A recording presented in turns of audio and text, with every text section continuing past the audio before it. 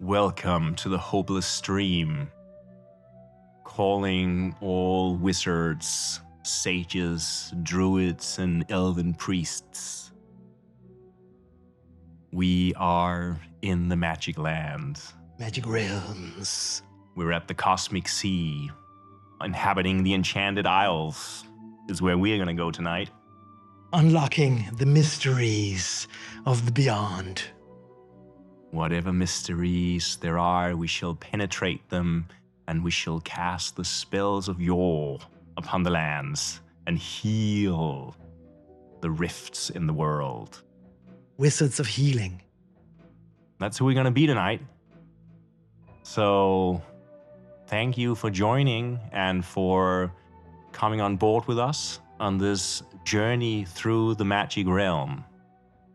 I was thinking, since we're playing Wizards tonight from 1982, and people may not know the game or the world or the anything, so perhaps I'll just read the few opening lines from the rulebook to just set the scene and give you a sense of which space it is we're gonna inhabit tonight. Please do. Please do. So everybody,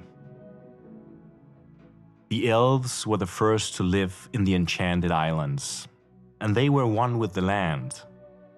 Their spirits were spirits of the earth, and their power came from its elusive qualities. Through their magic and their mystical music, the islands were made rich in life and beauty. Then came the men, and with them came the potential for evil. Men did not always value the unity of all things, and often only sought after their own gain. It wasn't long before the evil spirit, which seeks to corrupt the world through men, began its attack on the islands. Oh, ominous. So we will be building the world of the enchanted islands, which float upon the cosmic sea, in a magic realm, which was one characterized by peace and prosperity, and the elven people lived there in peace. And there's a whole long story that we might delve a little bit deeper into later, I think. But the only thing that we really need to know here on the Hopeless Stream is that it was, of course, man who corrupted the Enchanted Isles. Naturally. It seems to be a kind of characteristic that we have. It is something that we bring along. I feel I've heard that story before. Yes. There must be some truth to it by now. There are never really any stories that begin with someone living in peace and prosperity and then nothing happens. Fortunately, no. It would be nice to have that story just once in a while. Well, I guess you always need the duality. You know, how can you enjoy life and tranquility if you don't know anything else? It is very true. And I guess that's why, evil is introduced into the world every time, just so we can, better value what it is that we have. Exactly. We need to know what it is that we lost. And then we can think back on the time where the elves still lived on the Enchanted Islands and everything was as it should be. So evil may be the best thing that's ever happened to these isles. We wouldn't have been appreciating their beauty unless evil had entered into them. No. So today's stream will be at a heart rate below 60 BPM, I think.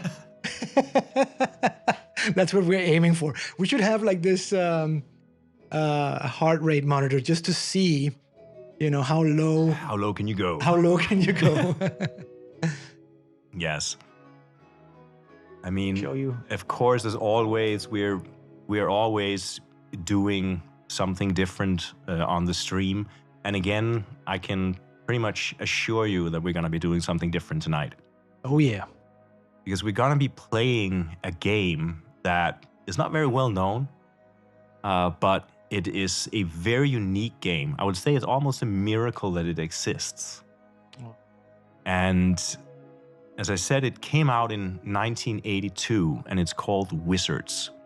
And an interesting thing is that it came out, it was released by the Avalon Hill Game Company. Oh. And the Avalon Hill Game Company started back in the 50s, where they put out their first game, which was basically just this guy who invented this game, Charles S. Roberts, who invented a game called Tactics. And he established his own company, Avalon Hill, to publish his game. And Tactics is widely recognized as the first modern war game. It was sort of the first war game that sort of came in a box and had everything you needed to play. It had the hexagonal squares on the map. It had the different tanks and infantry and whatever is in the game, and you could fight out little battles. Because before that, wargaming has a long history, but it was usually played solely with miniatures. And you would build your own battlefield, and there would be all these rule sets. And this is something that goes back really to the late 18th century, where people would play like that. But Tactics from the 50s was the first real modern board game where you could buy war in a box. Finally, you could get war in a box, right? And it was really only a few years later, when Tactics 2 came out, that it really broke through. So Tactics 2 is probably rightly known as the game that really launched the genre, even though there is a Tactics before that. So Tactics 1 fell flat. Tactics 2, the advanced Tactics, is where everything started. Yeah, I mean, I guess he just figured out, a way to market his game. And he had established his company, and he had a bigger reach, and he just found that little community of players. And he put out also the game a few years later, Gettysburg, which was also, one of the premier war games of its days, and a genre-defining game. And he introduced many new concepts in Avalon Hill. And the point of this whole story is that Avalon Hill was primarily a war game company. Yeah, that's what I also connect with the early Avalon Hill releases. Like everything is about naval warfare or submarines or civil war, and like a lot of counters and a lot of hexes and a lot of dice rolling for infantry and stuff like that. Sounds like Avalon Hill to me. I mean, they did have some ventures in trying to be popular. I mean, at one point, they released a series of children's games, for example, but they were not very successful. People wanted war. Tactics for toddlers. An enormously successful game, skinned like Postman Pat. Like you're fighting over control of your postal area. That's my first, as a former developer of Avalon Hill games, that is the first thing that comes to mind. Yeah. That's the idea I would pitch. Yeah. I think they were trying to go a little bit light on war, but that may also be the reason that it didn't really succeed. I mean, they did release some pretty successful sports games about baseball and American football. Really? Okay. But again, I think sports is also really just a euphemism for war. Yeah, but it's like a pretty lame euphemism. I would rather play a war game than I would play a sports game. I mean, I don't see the appeal of a tabletop sports game.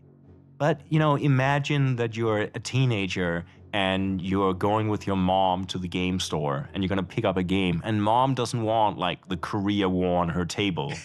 Understandably, I guess. But, a baseball game, she'd probably be cool with that, right? Yeah, so you're probably not going to find, like, the American Civil War under the Christmas tree, but you might find the new game of American football. Yeah. Yeah. So they did have these sort of digressions from what they usually did. Actually, now that you say American football, to me, I can sort of see that, because it does have this top-down kind of feel to it. And you're gaining ground and you're stopping to calculate your next move, at all times. It's like trench warfare. Yeah, basically. You have your trench and you're trying to move your trench forward. Yeah. So, yeah, and they did really make some successful games. Some of them are actually quite good. I'm not big on sports games either, but I can appreciate a good game with good mechanics, and I think they actually did do some nice sports And games. also, of course, in the spirit of the new age, in the spirit of Wizard, we have nothing but peace and love in our hearts towards sports games. No, we just don't play them. Of course. Please enjoy Avalon Hill's sports game series. Yes. Turn off the stream now and go play an Avalon Hill sports game, and we'll see you in 3 weeks. Something like that. But an interesting development in the 70s was the introduction of fantasy games. And this all rode on the back, really, of this peak in an interest for fantasy gaming that came mostly, on the back of the success of Tolkien when he was published there in the, I think he really gained ground in the 60s, and you start to have a lot of stuff coming out. Many of the early fantasy games released anywhere in the world are sort of Tolkien's game. And again, those early fantasy games are really war games with a fantasy skin. So it'll be like, what's it called? The Battle of Minas Tirith or something, right? Yeah. The War of the Ring. It's like always this focus on the conflict. So there was only one type of game, and that's conflict. So whether it's dressed up as hobbits or as NFL football players. Yeah, but that's my theory, that Avalon Hill really only released war games. And now you even introduced the possibility that their line of children's games were, as you said, tactics for toddlers. Yeah. So maybe they may have been trying to imprint kids to play war games. Yeah, exactly. And whether those games were about, I don't know, shopping or something, there would probably still be this competitive element where you have to get there first, grab the thing first, push your opponent to the side, right? So it's very interesting that it seems that the reason that fantasy games started on the market in the mid-70s was really because fantasy as a theme had marketing value. They thought we can sell more boxes because also I guess at the time Avalon Hill had probably already published their first 50 games with explosions and submarines and battlefields on the cover. And it might start to get a little old. I'm just surprised that it boomed like that. That it could even boom, how many submarine games or how many battlefields can you sort of dice roll your way through? Well, if you look at a post over the number of conflicts in the world, and you imagine that there's no shortage. There's absolutely no shortage. And Charles S. Roberts had developed sort of the essence of a war game. And it was a formula that was then spread out over to many, many conflicts. And many of those games were also, quite similar. They had hex encounters and, these critical hit tables and zones of control, things like that, concepts that was invented basically by Avalon Hill. And I think then when they sat and had their Monday morning brainstorm meeting, which game are we releasing this month? It was just whatever war somebody was thinking of or whatever war movie they saw over the weekend, it was let's do that. Yeah. Let's do that. And some of the games, when you look at the game board that we have on the table here for Wizards, if you are an avid Avalon Hill war game aficionado, you might think that this would be the game board for a game like Jutland or Wooden Ships and Iron Men, which are other games released by Avalon Hill, which only consist of blue hexagons. Just the sea. Just the sea. This is the sea. What did you expect for landmarks to appear on the sea? The sea is blue, so we just divided the sea into hexes.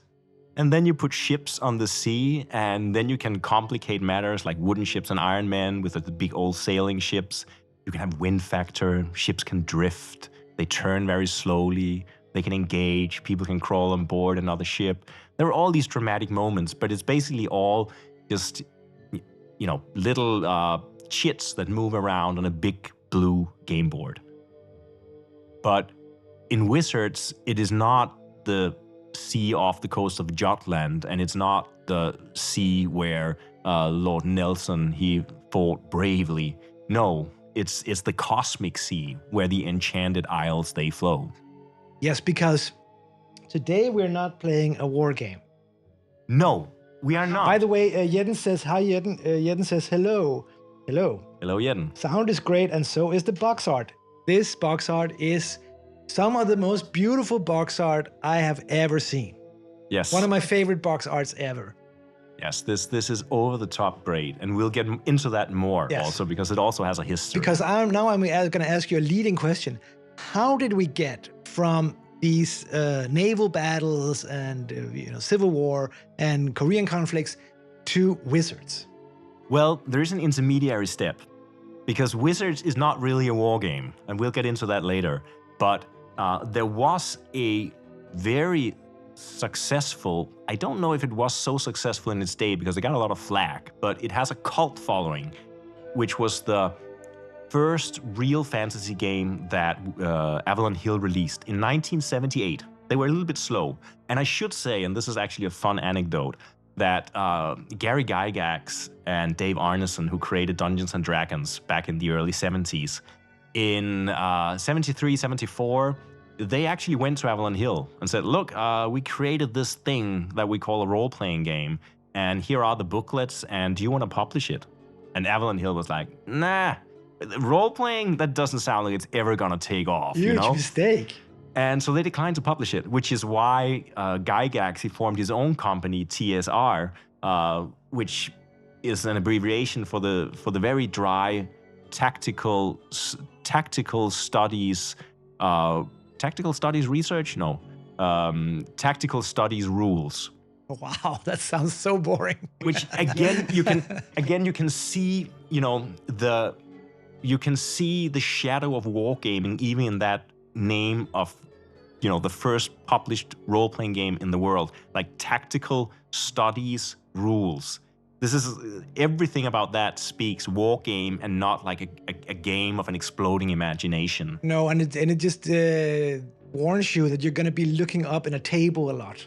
Absolutely. You're going to be rolling dice and looking at tables, and there is this tactical element. So it's really mostly about tactical battles in a fantasy world.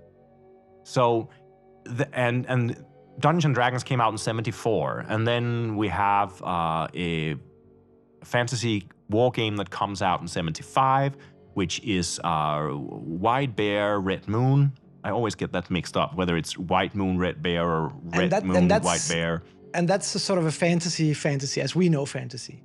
Yeah, it's set in this world developed by a guy called Greg Stafford, who developed a world called Glorantha. But that was a fully conceived fantasy world. So that was a world that had some kind of internal consistency. Whereas what Gygax and Arneson put out with Dungeons & Dragons, they didn't have a world. They just had elements, like a bit of folklore, a bit of Tolkien, a bit of stuff they invented. But there was no lore. Like, it was only invented much later. And the first published role-playing game that actually had lore was in the form of a fantasy board game, which was the Red Bear, White Moon, White Bear, Red Moon, whatever. And that was set in the world of Glorantha, which then was published as RuneQuest later, which was like really the first. There was another one, which we don't talk about so much because the guy who invented it turned out to be a major problem. No politics. No politics. We'll avoid discussing politics. So that was really the first game that came out with a fully conceived world. And 3 years later, a little late to the party, I would say, Avalon Hill starts publishing fantasy-themed war games. Yes. And the first one of the kind is called Magic Realm. And we should take a look at Magic Realm. Let's take a look at Magic Realm, because it does bear some resemblance, visually at least, to Wizards. So here, guys, comes Magic Realm. Oh my God. This is so cool. So this looks cool. What you see here is something that looks so enticing, and you just want to play this thing. This is amazing. This is everything that sums up every fantasy dream, every Lord of the Rings dream, every Dungeons & Dragons dream. I want to be in that world. Yes. I want to be there right now. That's so amazing. I want to be one of those characters fighting that big green dragon. And the evil sorcerer, or I don't know if he's evil or not, but definitely a sorcerer. He looks amazing. Very Gandalf-like. Very Gandalf-like. Amazing. And look also like at the artwork here of the knight. We're kind of used to this, what I think is a more like of an 80s art thing, right? where Yeah. everyone had this muscles and big swords and look like Voluminous, barbarians voluptuous. and you have like all the women have like big breasts and long flowing hair and look at like the characters there. I don't know if you can. I guess you can see it. I hope you can see it. I can try to lift it up a little bit. Down there in the corner. You see this party. But I love that they look like something out of a Robin Hood or Ivanhoe or something. Yeah, and more than they look out of they still Barbarian. look like people somehow. Yeah. They don't look like some teenager's idea of what it would be to be like a big buff. They're taking it seriously. It feels like. Absolutely, and they actually take it so seriously that if you want to try to play this game, you find out that this game is unplayably complicated. If I just open here and you can just see the setup chart for the game, which is right underneath the rule book. Oh, so, wow. Okay, I see. Already here, you have a chart where you have to put up all these different pieces and things in order to even begin the game. And setup time for this game is horrible, maybe half an hour or something. And then we have all the counters, and you can already see there's a lot of stuff in this, right? Wow. And the treasures within treasures is a thing. Wouldn't you know? Toadstool Circle. Crypts of the Night. Yeah, but they're cool concepts, but they're packaged like a super complicated war game. Yeah. Wow. Okay. So you can if you take out some of the tiles there, these big hexagonal tiles that the game is played on, which are also really cool actually. Here we have the Awful Valley. And if the Awful Valley becomes enchanted, then you flip it over. Not to be mistaken with the Bad Valley. Yeah, that's different. But the Bad Valley, can then become corrupted. Yes. As well as the Awful Valley can become really awful. And we have a cavern here, and it becomes the psychedelic caverns. So because when you flip them over, it's the magic world, the magic realm. That's cool. So you move between the magic realm and the earthly realm. I see. So the concepts here are really, really cool. And a ton of little counters. Yeah, you can just see that. Was this Avalon Hill as well, published by Avalon Hill? Yeah, okay. This was the first fantasy game published by Avalon Hill. And you can see the rule book. If you know what a war game rule book look like, it's written like a technical manual or a law document with, rules point, this. You can just see, trying endless. It's like looking at the phone book. And it's it just goes on and on and on and on and on. And it's all rules. And it's this like, for example, please don't forget rule 35.432. When directed to make a spell roll, he immediately rolls on the indicated spell table and applies the result to himself. Wow. So, the feature creep here is insane. Yeah. And for that reason, I guess it's a game that got a lot of hate when it came out because people felt that it was unplayable. But it's hard to hate a game with that style of combat. And that's the thing. And I think that's also why it has this cult following, because people really, really wanted to play this game. So it says here, now you can be a master of magic or a powerful warrior in the magic realm. Yes. Berserker Viking. Yeah, you can Willy play anything. Elf. What else? Terrible Witch King. A dwarf. An Amazon, a wizard, a knight, and more. 16 characters. And we even have the character cards here. Oh, yeah. These are amazing. These are amazing. Display some of the character cards. Because this is... If you thought the cover was cool, take a look at some of these wonderful character cards, character art. This is just insanely cool. Wizard. Who wouldn't want to play this guy? And then he has esoteric symbolism in the corner here. They each have their own esoteric symbol, the characters. And some stats here. Yeah, there it starts getting complicated. Weary of my... Or I can also just try to... a little bit... Very flaky. Show you a little more here. Put some down, if you can see. Amazing. Look at the druid here, for example. And I love that they went a little bit alternative with the elf. He has a sideways Yeah, that's true. card, because that's how elves are. They're a little sideways. Jeden says appropriately, "Oh Lord," and I agree. Oh, look at the witch. Cool. And we have the woods girl. Woods girl. The woods girl. Also, look at this way of drawing. I mean, at this time. Really naive way of drawing, but very cool. I mean, the Amazon is a little. That's more reminiscent of that points the direction in which the art is going. You can just see where like a person like Frank Frazetta would start his, journey into fantasy motifs. That's a proper knight. That's a proper Arthurian knight, I would say. Yeah, so these are amazingly cool. And the Black Knight, of course. The Black Knight. Look at this. But so you can see this started an appetite for these kind of games. And I remember as a kid seeing this game in the game stores. First of all, it was ridiculously expensive. Like at that time, even even in today's money, it was really expensive at the time. It was very, very expensive. And it had the highest complexity rating of any game in my local game store.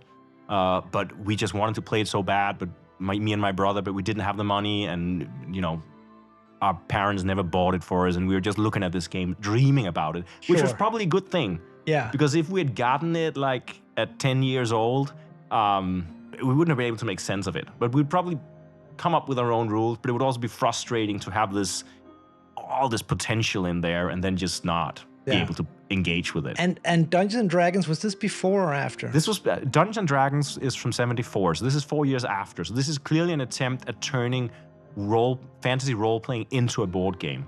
And there are people who swear to this by this day. There are servers where people probably play it right now. There is a rule book which I believe runs now into 300 pages. So it's just expanded and exploded. And some people say it's not that difficult once you get into it, but try getting into it. It's. But you could say the same about the Japanese language. Not being Japanese, it's It's not that easy. So, but I mean, if at any point you find yourself unemployed for a couple of years, I would, really encourage you to take up Magic Realm, and give it a spin yourself. So this is just a little background to show you how fantasy gaming grew out of wargaming and how it for a long time was just a different way of skinning war games. Magic Realm is a little different because it actually does try to create a magic realm and not just like a hexagonal war game. So it is different, but still it's unplayable, like many war games. So 4 years after Magic Realm is actually when this thing happens that lies down here, and that is Wizards. Attention! And Wizards is a game that is unlike any of the other fantasy games because it is not a war game. Imagine the disappointment that fantasy war gamers must have felt in 1982 when they saw that a new game had hit the shelf. Yes. And they went and they picked up Wizards and they opened the box. And first of all, they found, I guess in the beginning they were excited because they were like, this game board looks exactly like Jutland or Wooden Ships and Iron Men. But then they would start reading the rules and they would discover this is a very different kind of game. Because this is actually more of a new age meditation on a better world. And that's beautiful. It is absolutely beautiful. And there is evil in this world because, as we already spoke about, men corrupted the elven world. But the focus is not on conflict. The focus is on how to resolve conflict. And it's also a very, very early, if not the earliest example of a so-called semi-co-op game, which means a game in which the players collaborate against the game, but there's only one winner. So I think that only one winner was probably because 1982 may not have been ready for a game where you won as a collective. Can you think of any game in that period where you could have a common goal in the game, almost like a co-op game? I mean, there were some examples, and I mean, the most well-known cooperative game that started the modern genre is Pandemic, which I believe is from 2008, where you work together to rid the world of diseases. Yeah. But that is 2008, right? That is like 25 years after this game comes out. And there are a few examples here and there. But this is a very, very early example. And especially with that semi-co-op thing where there is one winner, is really very unique. So I think there was a lot of disappointed wargamers who discovered that they had to collaborate. What is this? What is this? There's even rules in the game for how you save each other, and you get points for saving each other. That sounds amazing. Sounds like a great game to me. Yeah, it's the game everyone should play when they grew up, right? Yeah, But wholesome. To me, it just boggles the mind that this game was ever released, actually. That it was, that it somehow got through the production line, that it was accepted, that... Yeah, and that it was Avalon Hill that would champion this game. I mean, I have an old ad from Avalon Hill from 1982. Cool. So it doesn't look so fancy, but I can read a little bit from it. So this is the ad where you see the game sort of set up at the bottom. It's completely wrong set up, but that's how it usually happens gaming. in these things. And then it says a totally new approach to fantasy gaming. So they're aware that they're putting out something that's offbeat, right? Sure. And then they say another revolutionary breakthrough in adventure game design from Avalon Hill. And they're probably thinking that Magic Realm was their first revolutionary breakthrough. Yeah. Through. Yeah, that didn't go so well. Yeah. And then it has this positive message, which I kind of like, where it says, it's almost as if they're describing the real world. They say, in these dark times of violence, fear, and destruction, in which every aspect of life is tainted, a ray of hope has finally emerged. One which can carry you on beyond the mundane turmoil of life into the reality of fantasy, a mythical place which has true power to affect for good the struggles which surround us all. Insane. They're actually describing this game as a magical artifact that will influence the world around us. Which it may well do. Yeah, I mean, I'm sure the world is going to be a better place after tonight's stream. I'm sure of it. I can already feel it starting to happen. So I think that's actually pretty forward-thinking advertising, because first of all, they're honest, or they're as honest as they can be, but they're also speaking in magical terms, as if the game could actually invoke some sort of peace on Earth. Yes. Which, who knows? Maybe it can. But I think 82, I mean, the whole New Age movement, which starts back in the 60s, where the hippies start going to India especially, and they learn about this Buddhism and Hinduism and yoga and Ayurveda and all these Indian traditions, and they bring them home, and suddenly you start having this New Age religion, which is not a religion in the traditional sense. It's more like an eclectic movement where you can pick and choose your religious symbols and ideas and make your own personal religion with your own personal altar in your own living room. Yes. And that movement grows through the 60s, through the 70s, and it kind of peaks in the 80s. And this game is from 82. Yes. So again, I think Avalon Hill, more than necessarily, I mean, I don't know, but more than necessarily being super sympathetic to the New Age movement, they may also have thought, okay, let's try to put out a game that rides, on the waves of this popular spiritual movement. Because, it was on the end, the late stages of the hippie movement, like you say, and now we're starting to turn over to a little bit more conservative approach to spiritualism, where it actually it almost becomes like a commodity, where you can buy crystals at the local store, and you can sort of buy the prog music has started to become world music, and has started to become synthesizer New Age music.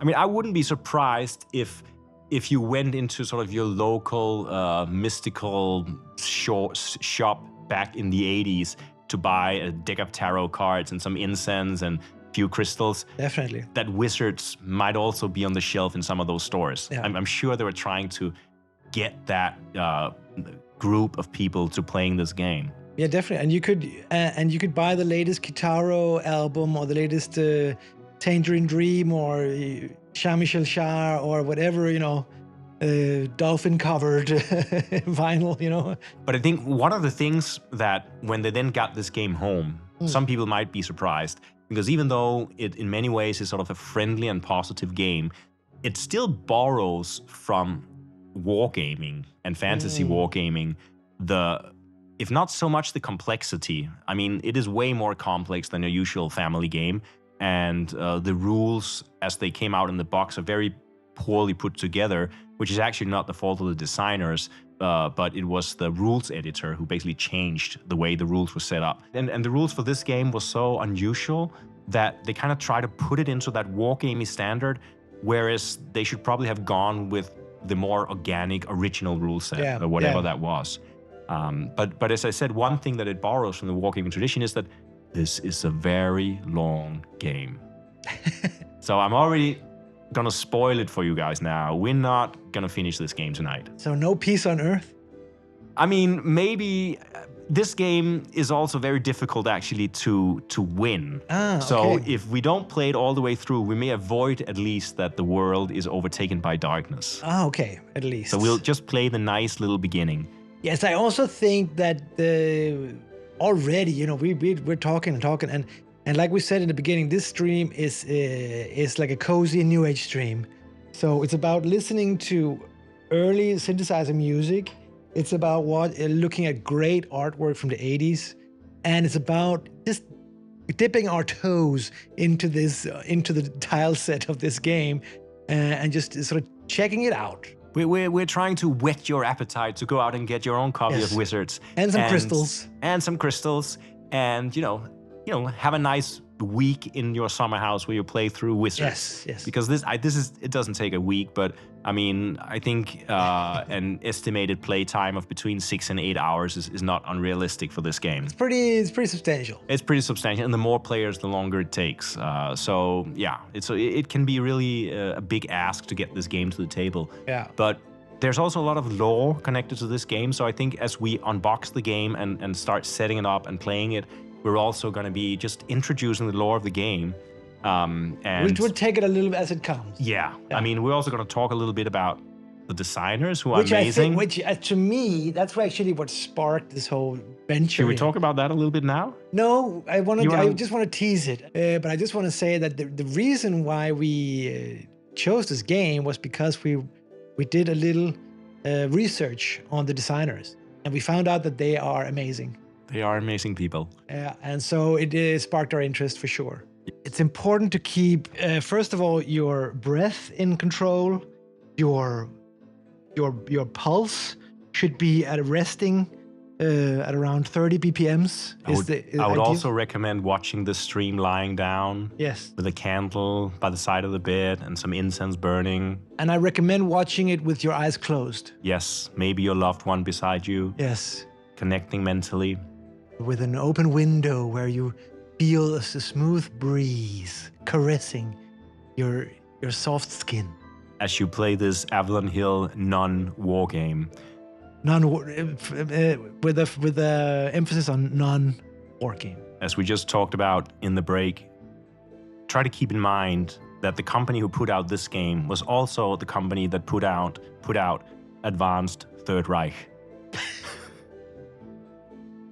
It is an anomaly in the history of wargaming. Tonight we are on the opposite side of that. Very much. Of that event. And what we're going to do now is we're going to start to build the world of the Enchanted Isles. Wow. So this is the setup section of the game, and so this is the next 3 hours is setting up the game. Yes, and it's kind of a slow setup. All right. I just need my manual 1 minute. Everything it's very hard to navigate the setup we've made here for ourselves. So just bear in mind that we are, of course, trained contortionists by now because we don't have a lot of room. No. But before you do that, can I just burn some of that Palo Santo? The Palo Santo burning. So I think we'd have some... We need some magical mists to conjure up the islands. I just want to reset the energy in the room. Yes, please do. Please do. And notice here, because this is going to be important, at the top of the painting here, the dragon flying. Oh yeah, the Pegasus. Yeah, it's a Is it a Pegasus-like dragon. In the game, it's a dragon, but it does Okay. have this Pegasus-like quality. It is a Pegasus. Okay. Let's get a little bit of this Yes. magic mist going here. Get the magic mist going. Cleanse the board game. I do notice that there are a little bit of these mold spots here and there. Well, yeah. This So game, maybe it's not the most played game on your shelf. Well, you know, I'm not trying to I- sort of. I bought it secondhand, I must say, and I think Okay. it lived a life in a damp basement in Switzerland for Oh. 40 years before I got my hands on it. Okay, so it comes with baggage here. It comes with some baggage. So, yeah, there we go. All right. So, perhaps before we start building the islands, I'm just going to read like a small passage, like just the first paragraph of the designer's notes to this game. Yeah. Again, just to give you an idea of how seriously magical this game is. Because, you know, I don't think that any other war game ever published has designer notes that reads like this. Oh, interesting. In gaming, as in ritual and art, players act out truths. The world of the game is a real world. The actions which transpire throughout its course are real events, and the personalities encountered have actual existence. The players enter the world of the game, experiencing and establishing the truths of that world. But these truths are not locked only into the world of the game, for by playing it, the players make its truths realities in our world. So we're conjuring up a reality by playing the game. The world that we're going to start We manifest reality. The world that we're going to start creating now is a world that will manifest in reality as we create it. So by playing this game now, we're going to be altering the world. We're going to be changing the fabric of space-time reality. That's pretty heavy stuff, man. So And, hold on. hold on to your horses, because who knows what reality we'll end up in after this session. So what we're going to do now is that we're going to place the enchanted isles on the board one by one, and we can put them down exactly as we want to. Okay. And each of these isles have a little story of their own. And we're going to read those stories as we put down the tiles. And then slowly we'll get to learn this world. So this is not going to be like your usual 2-minute setup and start playing. This is more going to be like your half an hour setup, start reading. So Anders, will you have the honor of choosing? I'm going to put the isles face down here. And you'll have the honor of picking the first one and finding out where it belongs. Okay. And I'll explain a little as you... And can I shuffle them, or? Yeah, you can shuffle them. It doesn't matter. But they all go on the board. I'm thinking like almost as a tarot deck. Yeah, just pick. I just pick the one that I feel most connected to. Yes. It's going to be this one. Wow. Oh my God, this was a very significant tile that you just drew. Can tell. It's like the forest tile. It's one of the magic I just have to read because it's kind of small. Magic Oh, tile. it's woodland. So this is an elven tile. So this is part of the Okay. old elven land. Cool. And in the woodland, we can try to hold it up so you can see the artwork. And again, let me just tell you that all this artwork is hand painted. So nothing is like computer generated and just printed out. All of these tiles are hand painted tree by tree. And it's hard not to reveal the lore behind the artwork, behind the game itself, and to talk about the designers. But maybe we'll just Let's place a few islands first. Yes, we'll place a few islands, and then we'll tell you all about the lore and the backstory of this magical game. Yes. So elven Woodland. woodlands. So the woodland. Here dwells the elf lord Hamdrel, the wisest of all elves, with his elf lady Vaun, the Elf spice lady. of the islands. Together they sustain the richness and fertility of the land. The wise woman Hamdrel, who favors all woodland dwellers, keeps close ties with these elves and encourages their life-giving magic. And sounds very wholesome and very nice. And if anyone read the pitch for tonight's stream, you might recognize the word Hamdrel, because she is actually the woman who steps out of her cottage and is the first to see a dragon in the sky. And the dragons are these evil creatures that conspire against the islands. So she is the first one to know that something is wrong. The evil is starting up again. And she releases doves into the world. And these doves. And the doves fly out and contact us, the player characters in this world, and calls upon us to rise into the ranks of wizardry, to be able to cast the spell of spells that would dispel once again, and maybe once and for all, the darkness from the world. Wow. A lot to take in. So where does the woodland lie? Well, the woodland, you know, I'm inspired by our... And remember, these are islands floating on the cosmic sea. So floating, does it mean that they move? They don't... Not like that again. No, they don't move in the game, but if they're overtaken by evil, they turn to their dark side. Okay. No, but I'm inspired by our incense over here to put it... Yeah, you just align it with whatever you see on the board.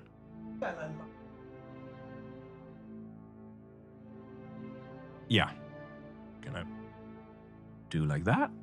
And so there's the woodlands. Yes. Great. So that is the first island in the world. Are we gonna go through all these? Yes. I said it's gonna take several hours. But like heart rate down, breathing technique, heart rate down. There's nothing. There's nowhere we have to get tonight. And also, if we don't rid the lands of the evil, there will be no tomorrow. Since this game, now that we have started this game, we've started to manifest whatever the result of this game may be into reality. Yes. So we can't stop now. No, absolutely not. We have to build the world. And pick any other tile. This one is nice. It's Macmoran's Tower. So this is a purple tile, which means that this is part of the magic realm.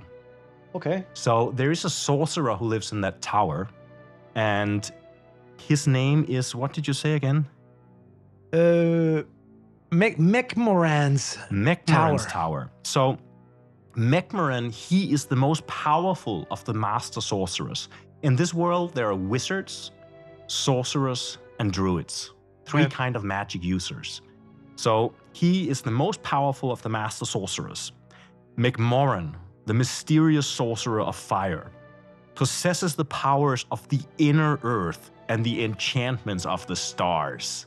Sounds very powerful. He is so powerful, like the power of the inner earth and the enchantment of the stars. Wow. It seems like the world actually doesn't need any other wizards. Yeah, do you need anything more than that? That's pretty much trumps it all. Yeah, that's pretty good. And your choice now is that you can place this anywhere. You can also link it up with existing islands to make larger islands. I don't know the consequence of that. Me neither. But there is free placement in this world. But I do think that it seems kind of opposite to the elven woodlands. Yeah. So I'm just gonna place it over here by the fire that burns. Yes, just somewhere where people can perhaps see it. Yeah, and just align it with the hexagons. You can already see that this can get fiddly at some point. Yeah, if one dice roll and we've knocked ruined the world. Island out of there is a different kind of evil that is threatening this world, which is our way too low dexterity. Yes, that's going to be a problem because if I stand up right now, basically the table will fall over. And so let me pick a tile and you can read which one it is. Sure. I'll try to help you find the right passage because it's not so obvious. Okay, so it's different territories. There's different territories. And there are, we've seen an elven territory and a magic territory. Sure. And now I'm drawing, perfect. There's a third kind of territory. This is a common territory. So these are the territories where men dwell. And this exact territory is called Long Rift. Long Rift. Yeah, I have it Oh, here. and there is a long rift on Long Rift. So that's an Enclave. impassable chasm that runs through this island. I like that we are flaunting our superior vocabulary. Yes, chasm. Rift, chasm, enclave, valley. So what is the lore of Long Rift? Here is located the place of men's reverence for the powers beyond. Shrineheart Abbey, the evil spirit in an attempt. Shrineheart Abbey, the evil spirit, in an attempt to break this land, caused the Great Impassable Gorge. Oh, another word, which rends the territory in two. Oh, wow. Only the powers of mystery turned the evil one away from this habitation of holy men. Only the powers of mystery turned the evil one away from this habitation of holy men. Okay. It's because Shrineheart Abbey is an abbey. So this is where the monks live. And this is a location you can visit in the game, and you can ask the monks for help. They live on their own little part of this world, which is sort of protected from evil, but then again, it can also fall. Sure. And I am now thinking that maybe because they have that connection to something beyond, I want to link it up to one of those other lands. I want to link it up to one of the original Elven lands. And I think I'm going to do it in a way so it touches like this. So you can see that originally this whole forest is actually spreading from the Elven lands into the common land, and the abbey links up with this Elven world. Sure. So, yeah, there you have that. Great. It's already starting to form. It's starting to form. It's going to be, I mean, but look how ominous these things are when they're turned around. And imagine later in the game when the islands start flipping and darkness penetrates the land. It's an awful thing. We're not allowed to happen. We're not allowed to have, not on our watch. Not on our watch. Pick another. I'll pick another tile. Yes. It's another magic tile. And this is like perhaps one of the most important tiles in the game, because this is what she called Hamdrel's cottage. Hamdrel's cottage. So this is where the doves are sent out to attract the common folk to become wizards, sorcerers, and druids and help heal the land. Okay. It's a magic tile. Magic tile, yes. Hamdrel's cottage. Deep within a secret wooded valley, warded by walls of enchantment, lies the cottage of the ageless wise woman Hamdrel. Here is kept the mystery of the island's magic. Okay. So, it has a tome within it. There is weight to this thing, and I think this should be an isolated land. Perhaps it is in the very center of everything. Yeah. Of course. I think it's not a bad placement, actually, to have it floating there in the middle of the cosmic sea. Here is kept the mystery of the island's magic, so it's like the heart of the island almost. You can also visit Hamdrel, and she can give you many boons. So that is also something. I should also say we can also visit the sorcerer's tower. Do we dare? It seems like a pretty crazy guy. Well, when the game starts, we will just be common folk. And we have to get initiated into an order. Either the order of the sorcerers, the high wizards, or the druids. Okay. And one way to become initiated into an order is to visit a sorcerer's castle and become a sorcerer's apprentice. Okay. And then you have to rise through the levels and much more. But we'll return to that. Cool. As I said, this is a long game. Okay, let me draw some tiles here. Go tile hunting.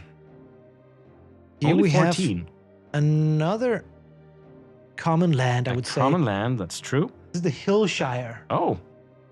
This area of mountains and woods is the home of the herders. Not only are flocks tended here, but the mystical arts of meditation are also honored in this quiet setting. Wow. So this is a land of shepherds and meditation. And can I just say as an aside here, like, again, I cannot unthink that this game was published by Avalon Hill, No. the foremost wargaming game publisher of its time. And here is a tile which is dedicated to shepherds and meditation. I love it. I love it. Like, there's no Finally. conflict here. Finally, the shepherds get their tile. Yeah. So does that link up with the rest of the common land, or does it go elsewhere? I mean, there's a lot of tiles to place. There's a lot of tiles to place. They can't all, because it just looks, thematically, it looks like it would belong over by the gorge. But it could be spread. I mean, it's Yeah, we really can as spread you it out please. more. Where do you meditate in this world? I think you meditate out here. Not here, but here. Yeah, And meditate outside above our us. camera. Yeah. There. Yeah, and we may be placing the tiles in ways that make it very difficult to place all of them, but we'll Maybe discover. we'll do small adjustments. There may be small movements in the islands. Yeah. They are like flowers drifting on the Yes. cosmic sea. Yes. We might also have to move the candle at some point. Yeah, well, that's all right. Okay. Where do we go from here? And now we enter the Crescent Ridge. Another common land. This territory is named for the encircling ridge of mountains around it. The men here are the most skilled in the ways of the highlands and are superb climbers. So they are mountain folk. Mountain folk. And there are two towns on their island. Maybe they are sort of guarding the inner sanctum here. Okay. So beyond the ridge of the mountain lies Hamdrel's cottage. Yes. I think so. Yeah, I like that. All right. You go. Yep. Let's see. It's another common land. We get all the common lands the common now. lands. It's Torwall. And there seems Torwall. to be a lot of walls descending on this central town. Torwall. Yeah, okay. This is the home of the royal city of the rulers of men. Torwall was once held under a spell of darkness by the evil spirit. In an attempt to take over the realm, Torwall was once held under a spell of darkness by the evil spirit in an attempt to take over the realm. So the evil spirit was sort of grasping it to rule the lands. This attempt failed, for the men of Torwall built walls to lead them back to the city and thus overcame the curse. Eventually, the spell was broken, but the walls remain as a constant reminder of the strength of the royal city, even in the face of desperation. Okay. So it's some very brave men who live there. So I think this is a land that probably lies next to some more ominous land.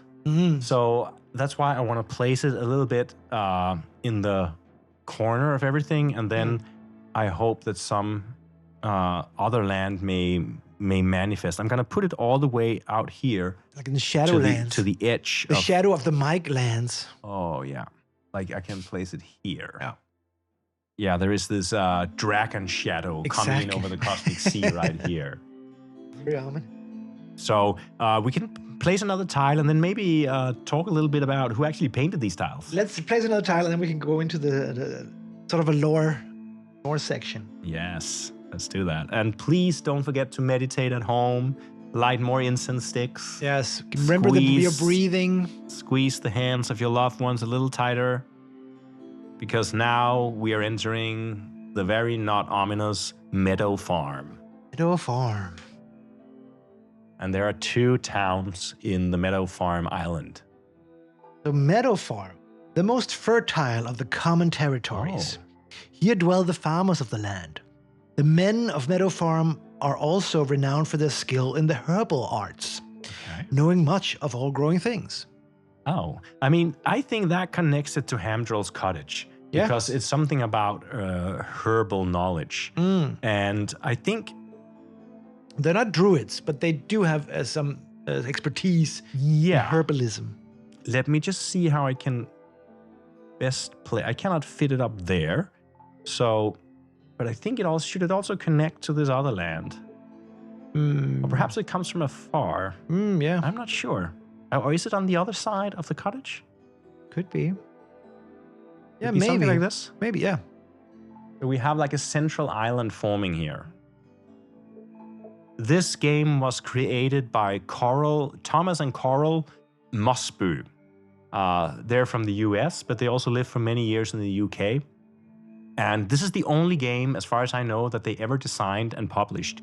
And it was a labor of love, and everything in the game is hand-drawn by Coral Mosbu, who is the, brain behind all the artwork and also the fantastic cover. Yes. But what you see right here is Coral painting the tiles for the game. Painstakingly.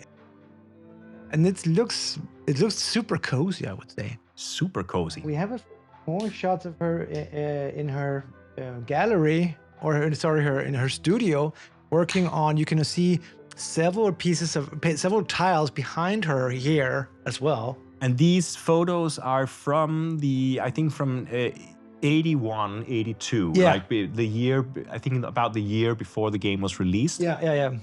And they are basically all, I should also say that, I guess, all taken from the WindStar website.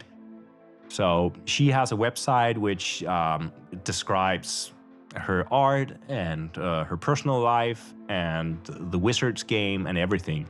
And stumbling upon this website was one of the reasons that we decided to sort of give this game a spin and go into it and try to experience the world of the artist.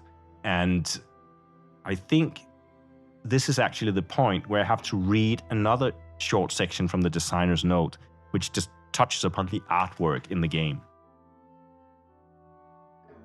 But this is so amazing. I just love this. It was great. The artwork associated with Wizards must also not be thought of as only illustrations to add spice.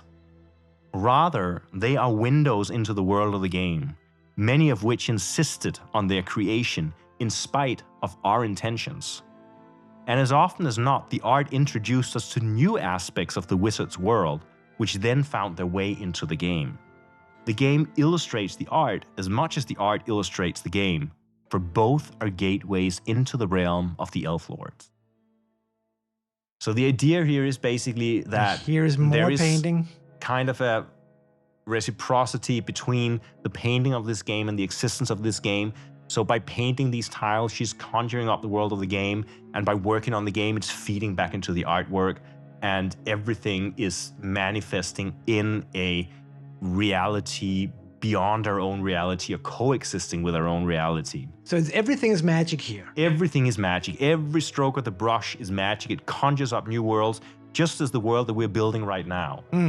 So we're just an extension of what she has started, what she started here. What she started 40 years ago, we're now continuing in this little ritual. This one is, here's another one where you see, it's very...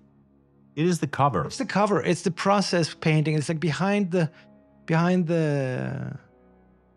mind of the artist here. We're seeing behind the scenes. And if you look closely, I don't know if you can zoom in, you will see that if you compare this to the final cover, you can see that on this painting, look at their clothes, the wizard's clothes. Sure. Are you looking at it? Yes. And then look at the cover. Oh yeah, it's different, right? The magic wind has started to blow on the cover. And I think also what is just a cloud, perhaps, in her original painting has now become the Pegasus or the dragon. I think it is. No, or I is think it the Pegasus? I think it's Pegasus. there. Okay, but so the wind has started to blow. Yes. Basically. More dramatic, actually. It's more dramatic. So what you're looking at there is an early draft of the cover.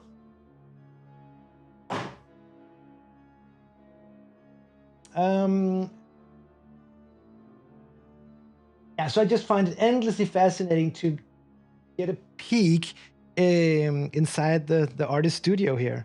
And here we, of course, have the cover, which also reveals that there are... is larger. The painting is larger. The painting is actually larger. Cover. And it also has these...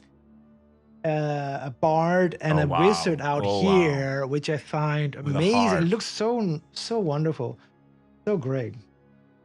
Yeah. So I think you can really see there how this world that she's conjuring up in her painting is the world that we're going to enact in the game. Yeah, yeah. If we ever get around to playing it.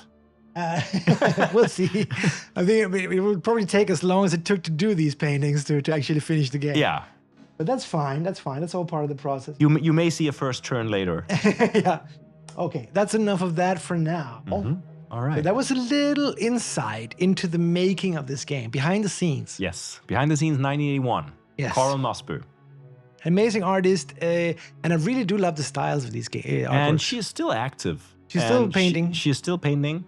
And we're going to talk about her husband a little later, right?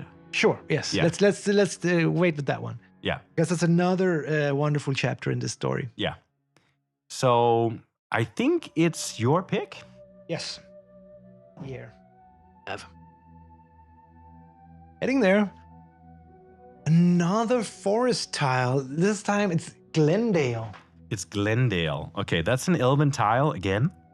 So, at the courts of the Glendale Welling, the royal elf maiden Aura presides over all the elves, attended by the most skilled dancers and musicians. Her intense powers of influence are used with goodness, truth, and understanding to guide and encourage her people. So she is basically, it's a dwelling with dance and music. Encouraging and guiding with goodness, truth, and understanding. Okay. Is it connected to the other elven tile, or is it something else? It feels a little bit like it, but also at the same time, I also think it's a quite diverse biome here. So I think it could also be even all the way over here. Yeah, near to this hillshire. If you move everything up a little bit, it can fit in. The islands has this magic ability to move a little bit. I mean, again, just this mechanic of building a world like this That's great. is in itself something that is very at odds with how most games work today, right? Where everything has its fixed place on the board. This here is completely open world. You can make one big island if you want. It reminds me of Inish, like a game that takes place in these Irish Isles, or is it Irish? It is in Ireland, or a mythical island outside Ireland, or near Ireland or something. Where you also have these hexagonal tiles that you place down, sort of like this. Yeah. Yeah. Let's do another. Yep. And here we have another Green Grove, it's called. The Green Grove, it's another elven tile, is it? Yeah. Seems to have a portal of some sort, or a... This is where the elven lawmasters dwell. Yes. So the elf lord Galen, the greatest of the lawmasters, he resides here as the guardian of the elves. So this is a very important place. His dwelling stands in protection of the most ancient of all places in the Enchanted Islands, the place of the origin of the elves, the Starcrest. Starcrest. Shrouded in the mysteries of time. Is the Starcrest on this tile? Yes. Oh my goodness. That's another location you can visit, and magical things can happen there. So this is like, again, one of the very important tiles in the game where the Elven Lord dwells. Elven Lord there. I do feel that it could be connected to the Elven shenanigans that's going up here in the north. Yeah, I'm thinking the same. Do you want me to? Yeah, you can put it there. Something like that. I think it goes there. Yeah. Okay. Absolutely. Great. Yeah, I like that. So we have the Starcrest. That's a beautiful name. And I'm already now, you're already now beginning to see how much is in this game and how vast the game board is, how much time. It's almost like the game itself is a meditation that I imagine living in a commune house in the 80s and just having a space that is completely dedicated to the game, where the game is always sitting there and you can go in every time you want and just take a couple of turns. And that's my dream. That would be my dream, to live in that commune. Yeah. Just be always playing Wizards. Always a game of Wizards going on. Just sit in, like light incense, play for 20 minutes, go on, do something else. Beautiful. Yeah. Amazing. All right. Draw some tiles. I'm going to draw some tiles. We're slowly populating this world with islands. And also, I do encourage the chat to go visit Windstar website and just peruse it while we draw some tiles, because there's a lot of inspiration and a lot of good vibes on that website. Yeah, a lot of artwork to discover as well. Yeah. So this is gonna be another magical tile, and this is Meligar's tower with the high hollow on it. Meligar, the sorcerer of air, is master of the winds and closely associated to the creatures of wing. He is the warden of High Hollow, a mystical gateway which utilizes the flow of the winds and is the sole access to the underworld. Ooh, so this is the passage to the underworld. So, and he is the wizard of the wind. He was the wizard of fire up there. So we have fire, wind. We have wind. I Do guess. do we have earth over there in the Elven lands, or is that not? I think that's another wizard's tower. It has to probably be Earth. purple, yeah. Yeah, true. because those are the wizards, and you can see the wizard. They always lives in towers surrounded by mountains. That's of how course they do. set up Of course they do. their dwellings. What is a wizard without So a tower? I kind of want that to be away from the fire tower. So I think I'm gonna connect it because there was this weird thing happening, the tall wall, where they had to reclaim the land. So I imagine that some creatures maybe came out from that portal to the underworld Sure. and ruined those lands. And then they had to set up those gateways. So now the people of Torwall live right next to Meligar's tower. We do have Sticken Deluxe chiming in here. Hello, Sticken. Currently perusing. It rocks. It does. It does. It's a cool website. One of those cool websites that you know. that you stumble upon every now and then. Yes. Thomas and Coral. Thomas and Cole. We are placing more tiles. Trying to complete the geography of this land. So this is another place for the common folk. It's called Woods Wall. Woods Wall. Okay. Yeah. When these men began to mistrust the woods, where the elves tended to dwell, they built walls between the woods and their towns. Due to these walls, the men of Woods Wall, the walls in the woods, have been forced to look outward to the sea. They have become great fishermen, knowing much of the waterways. So that tells me that these cities have to touch water. Yes. They need to be connected to water. I agree. And I'm thinking of placing them up here, like moving our magic wand a little bit, and then perhaps connecting them here. And perhaps even that means that here we also have a fishing town. Yeah, sure. Maybe these are the fishing isles, and then here is the Great Rift with the Abbey on the other side. It also makes sense that the elves would be on the other side of the rift. Yes. Because they were building walls and stuff like that against the elves. Yes. Yeah, okay. So that is why it's connected. So those are the elven lands here and the common lands. Yeah. It's starting to make sense. Starting to make sense, yeah. I'll pick another. Yes. I also see there is some drift here. Can we even fit something? Oh, that's just going to be water. I mean, we can also move them a little bit. Yeah. So now we're taking another elven tile.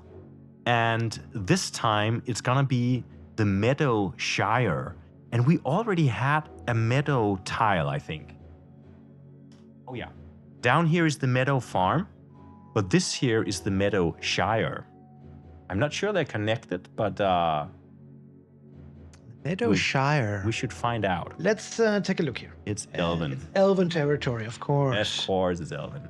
This territory is the center of the mystery of elven music and is closely associated with Glendale. Here dwells the elf lord Hispan, true-hearted and peace-loving, wielder of the mystical powers of music. Glendale, I believe, is over there, if I'm not mistaken. Is it? Glendale, yes. So it's closely connected with Glendale. Yes. I think we should put it over here. Yeah. I'm wondering if we can put it in some interesting way. We perhaps can create a little lake. Okay, interesting. So look, I mean, this town in the Meadow Shire, it lies on the bank of this beautiful lake which straddles the area between the elven and the common lands. So I think this is one of the most peaceful, sought-after properties on the islands. Like, That's great. This is the most expensive property on the Enchanted Isles, is right there. Awesome. Okay, let me draw a few tiles here. We'll see if we can... only got 5 left. I think this one is going to be good. Okay, here we go. This is the one. What happens now? Does it say Dragon's Lair? Oh yeah, it does. So, and we know, of course, that the dragons are the bane of this world. So the Dragon's Lair is a maze-like cave set into steep and treacherous mountains. 2 dragons dwell here. The ancient female always remains in the depths of the lair, while her mate and guardian wanders in the outer tunnels and throughout the islands. Wow, scary stuff. This is dangerous. Dangerous times. These are the dragons that have awoken and have basically the male has left the lair for the first time in whatever calendars they use in the Enchanted Isles. No. So where is that? Is that an island and is that connected to anything or does it just float out there? I think it's closely, I don't know if it's connected, but I do want to put it up in the northwest corner. Is it connected, you think, to the Sorcerer's Tower? Could be, because maybe that's some of the danger associated with visiting the Sorcerer's Tower. Maybe his job is, keeping the dragon on his own island. Exactly. He's like the keeper. He creates the barrier. Perfect. Now, as the dragon enters we know that the female dragon is in the lair. Yes. But we also know that the male dragon is out there somewhere. So now we need to place the male dragon. So ominous now red dragon. we're gonna roll 2 dice to see where the dragon is located. Okay. And there is a system for placement here where the red dice... Intricate, I assume. Intricate. The red dice signifies letters, the white one signifies numbers, and we'll see where the dragon is. It's on its own tile, that much I can reveal. Okay. It hasn't left the Dragon's Lair island yet. So it is on A4. Uh-huh. Okay, on the tile itself, that's A4. Okay.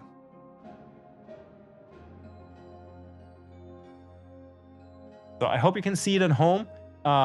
This is where the red dragon is currently, and you really don't want to encounter the dragon. No. And yeah, various effects in the game can make it move around. Yeah. But this is basically our first creature that's been placed on these lands. Yeah. So this was an interesting tile to get out. And I like the idea that McMoran, the master sorcerer, is keeping it at bay with his magic wall. That's great. So he's the keeper of the dragon, basically, or the ward. Yeah.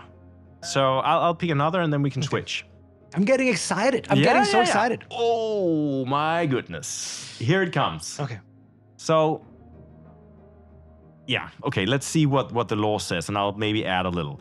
This is the sacred circle. This is where the game ends after playing for 8-10 hours. The game may end right here in the sacred circle. So that is a magic tile. That is a magic territory. Let's see here. The sacred circle. Holiest of all the places in the Enchanted Islands, the Druid's sacred circle of stones is the center of the oneness of the islands and the place of the rituals of the mysteries of the universe. That's some pretty heavy, strong heavy language. Stuff. Heavy stuff. I also want to say that this is where the only place in the world where the Druid Ruktal can be found. And Ruktal, he is the one that at the last cataclysm of evil brought into the world by men, cast the spell of spells, which dispelled all the evil from the world until it awoke again, which is the period that we are playing now. So in the case that we want to be a Druid's apprentice, we have to visit Ruktal in the Sacred Circle. And Ruktal is also the person to whom we have to give the 6 shards of the magic gems that allows him to cast the spell of spells.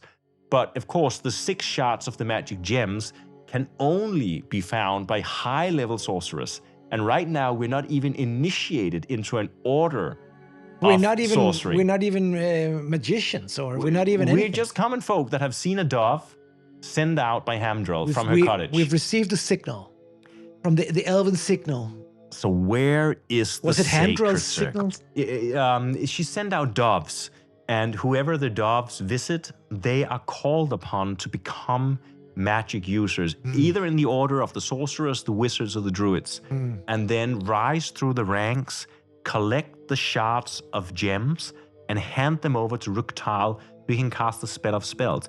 I actually Not a trivial matter. Not a trivial matter. Even think, if you look at the front page of what you're sitting with, there is an illustration of the spell of spells. Okay, guys, come on. This is insane. Take a look at the spell of spells being cast. This is what it looks like in 8 to 10 hours time when we finish the game and heal the world. This is so beautiful. It's so amazing. I love it so much. Thank you, Coral. This is so cool, man. Yeah. Check it out. This is how you heal the world, guys. This is how you heal the world. And I do understand what she means when she says that it's whatever she came forth when she sat down and started drawing these pictures, they became a healing force in the world. I actually agree with that. I can feel it right now. Yeah. Yeah, it's great. It's beautiful. It's beautiful. So, where does the sacred circle lie? Is it associated with something else?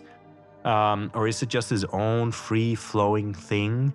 Is there something nefarious about the sacred circle being right next to the dragon's lair? Is there something about good and evil coexisting in the same space? Maybe that's why the dragons are there. Or maybe that's what caused the dragons to be there. But that's what I'm thinking, that the energy that creates good and evil is the same. But it can manifest in different ways. And up there, it manifested on the one hand as the dragons, and on the other hand as the sacred circle of the druids. And everything now being kept at bay by the master sorcerer, who guards both. He keeps the dragon in, and he guards the passage to the sacred circle. Yeah. I'll try to do that. That's pretty epic. Okay. This is in many ways the epicenter of the unifying energy in the universe. Yeah. And this trifecta we have up there in the northwest. Trifecta. Trifecta of powers. I love this word, whatever it means. It means that there are 3 of them. 3 isles, a triptychon of isles. Yes. Trifecta. Maybe that's also almost like the Trinity. I'm just coming up with ways of saying 3. Yes. But in this case, it's actually a magical Trinity. We have the healing powers of the sacred circle. We have the dark forces of the dragons, and then we have the guardian. The guardian that sort of keeps it in check. Yes, it keeps it in balance. It keeps light and darkness in balance. Beautiful. But is it as magical as Timberlane? Oh, Timberlane. Elven. Another elven land. The unsurpassed beauty of this territory is the result of the dedication of the elf lord Damien to the fruits of love and peace. Here was born and nurtured the gracious elf lady Nova, fairest of all in the land. So this is a place of abject beauty. I don't know if you can say abject beauty. This is, you can. If you're a poet, you can. Yeah. It's a little sounds paradoxical though. It's a place of immense beauty. And it's I like that your go-to word is abject. That's just like the first adjective I sort of reach out for whenever I'm trying to describe something. I get it. Abject. Yeah, it is the hopeless stream, guys. Yeah. After all, but we're trying here, right? We're really trying to heal and sometimes our hopelessness. The hopelessness seeps through the cracks. It seeps through. We're really trying to heal. We're trying to heal. And we want you to heal with us. So breathe in through your nose and out through the mouth. I have a thought experiment. It's a geometrical experiment. Is it possible to put the land of beauty as its own island betwixt the other islands? You're talking about space there. I think is it possible? Because with water all around? Something so beautiful is, of course, untainted. Exactly. By other isles. Yes, love it. There we go. So There we beauty floats at the center of the cosmic sea, Yes. Wow, of course it does. the navel of the sea. Okay, let's Great. do another one. Let's do another one. Ooh, here we have Melicock's Tower. Oh. Melicock. Melicock. I don't know. The sorcerer of water. We already had fire and wind. Yeah. Now is the sorcerer of water, Melicock, watches the seas of both heaven and earth. He is the crafter and master of all jewels and metals, which reflect the fluid radiance of the waters of the universe. I'm going to read that one more time because this was deep. Beautiful. He is the crafter and the master of all jewels and metals, which reflect the fluid radiance of the waters of the universe. I'm not even sure I kind of understand it, but it's something about metal also being fluid like water. Oh, it's reflecting, so it's reflecting. So within the metal, you can. That's how you can grasp or see the fluid. Perhaps if you have a different powers. perspective of time, you can see that metal is actually in flux. Oh. That the metal is actually flowing through time. We're going metaphysical here. We're going metaphysical. So up there, we have the sorcerer of fire. Down here, we have the sorcerer of wind. Mm-hmm. So where is the sorcerer of water? What was this? This was Hamdrel's cottage. It's Hamdrel. No, but I'm thinking like maybe it's connected with the fisher village over there.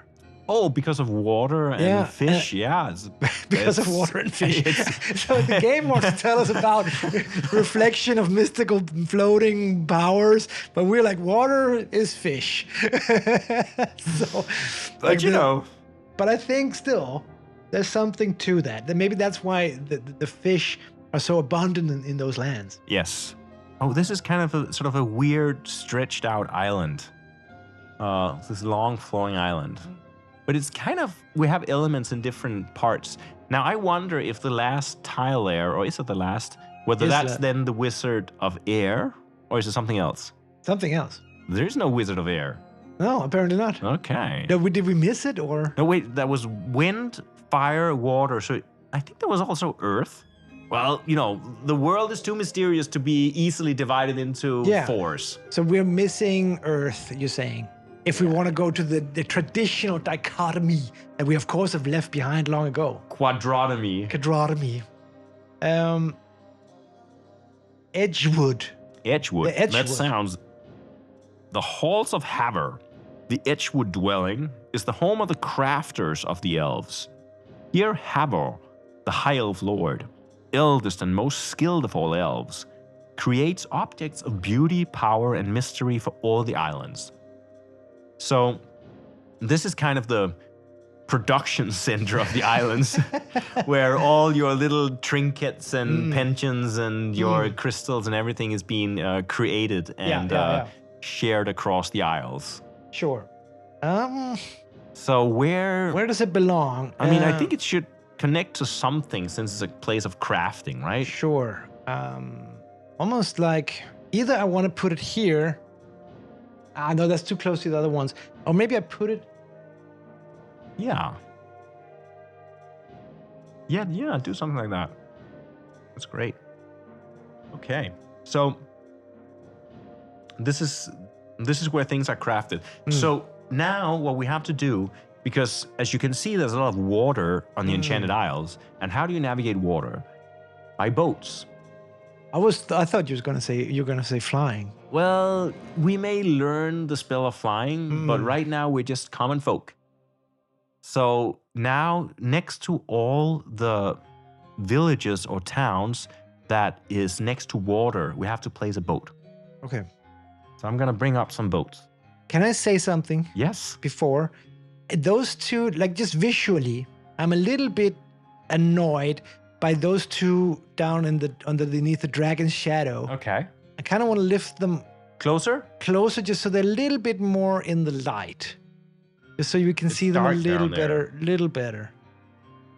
I'm not trying to cheat here, but just think aesthetically, which is also an important sense. There's no cheating in the world of wizards. No, I think it's all about going with your instinct. It's also about being aesthetic. Yeah, I think that's much nicer. Yeah. Yeah, that's Is that great. better? Yeah, it's great. Then let's bring out the boats. Bring out the boats. How far are we in the setup phase? This is the last part of the setup. I mean, we also need to find out where we start. So, but let's put out some boats. So next to every village or town next to water, you place a boat in the water. So for example, in here in the little cove, there's going to be a boat. Is there one boat per isle? Yes. No, one boat per town next to water. So here's going to be a fishing boat up by the fishing village. Oh, here, which I don't know how we're going to use this boat, but it's like right here.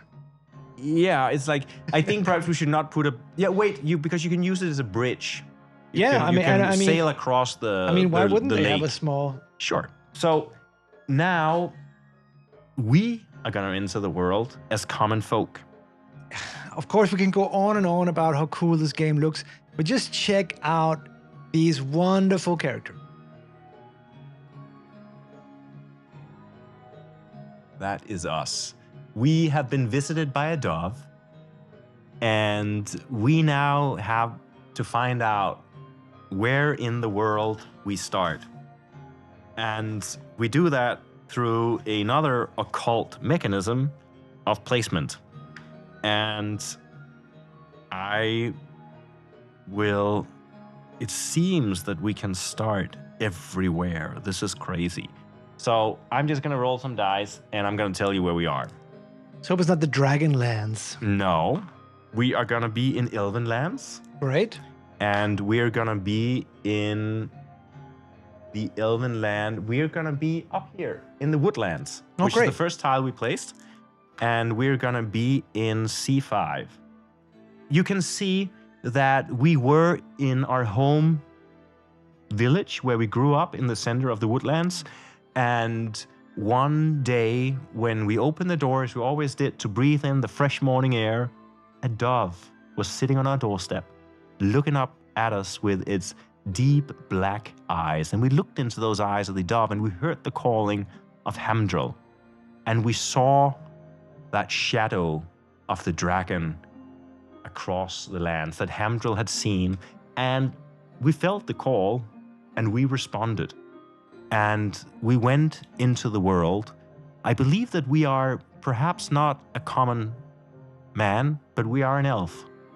Yeah, okay, of course. I think we're an elf. Of course. And we're responding to the call.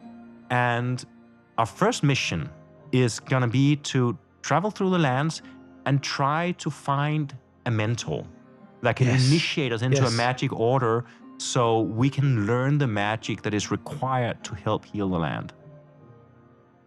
What would a wizard be without a farewell party? A farewell party? I like the sound of that. Yes. Any type of party. With cheer and dance and a bonfire and the whole village waving goodbye to us. And of course, the headmaster of the village playing one of his songs written for us. I see where you're going with this because another part of the massive lore behind this game. Let's be honest, the game is huge, but the story behind the game is as intricate and as beautiful as the game itself. Absolutely. So a part of the lore, which I do believe, because it was created by Thomas and Coral Mosby, two designers of this game. Coral was the artist that did all the artwork, all the tiles, all the cover art, all the characters, all that stuff. Super great. But then there is Thomas, who is not to be missed in this. And Thomas is, of course, Coral's husband. Yes, of course. And I'm just going to pause the music. And I kind of like the idea that when they met, this was a project they had together. Yeah. This was part of their coming together, was creating the Wizards game. I have no idea whether that is true. I just like to believe it. I like that idea. But the cool thing about Thomas is that, to be honest, this came a little bit later, but I imagine that he has been creating music his whole life. That's just my... Elven music? Elven music, that's my interpretation of his life.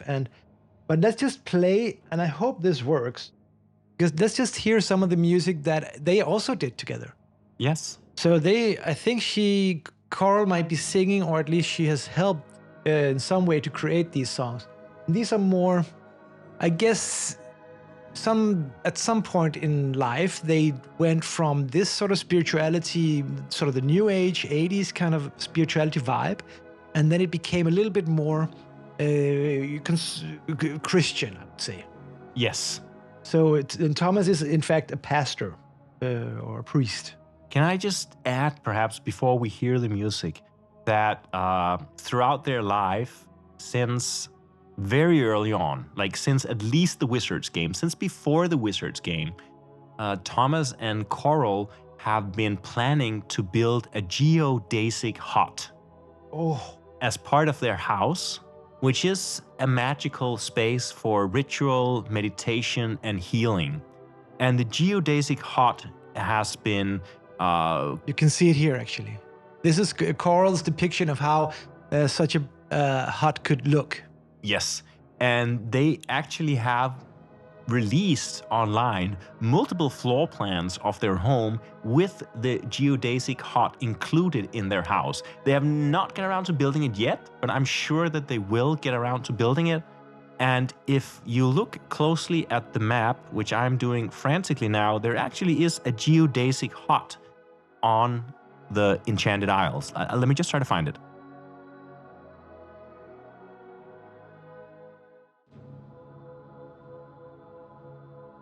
Let me just... So this is the geodesic hut in Glendale. I hope that you'll be able to see it. I'll do it over here. Oh yeah, you can do it over there. And then I can keep the... So you see there, artwork. This rounded hut in the top left corner, which is mimicking the artwork that Carol did later, is actually the geodesic hut which Thomas and Coral are trying to realize. Another example of how the game's reality and our reality, they mix together. So it's right there in Glendale.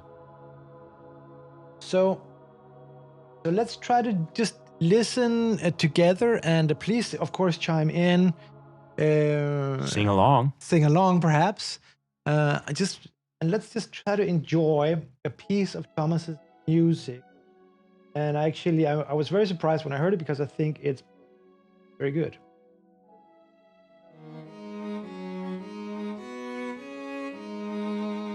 It sounds like it.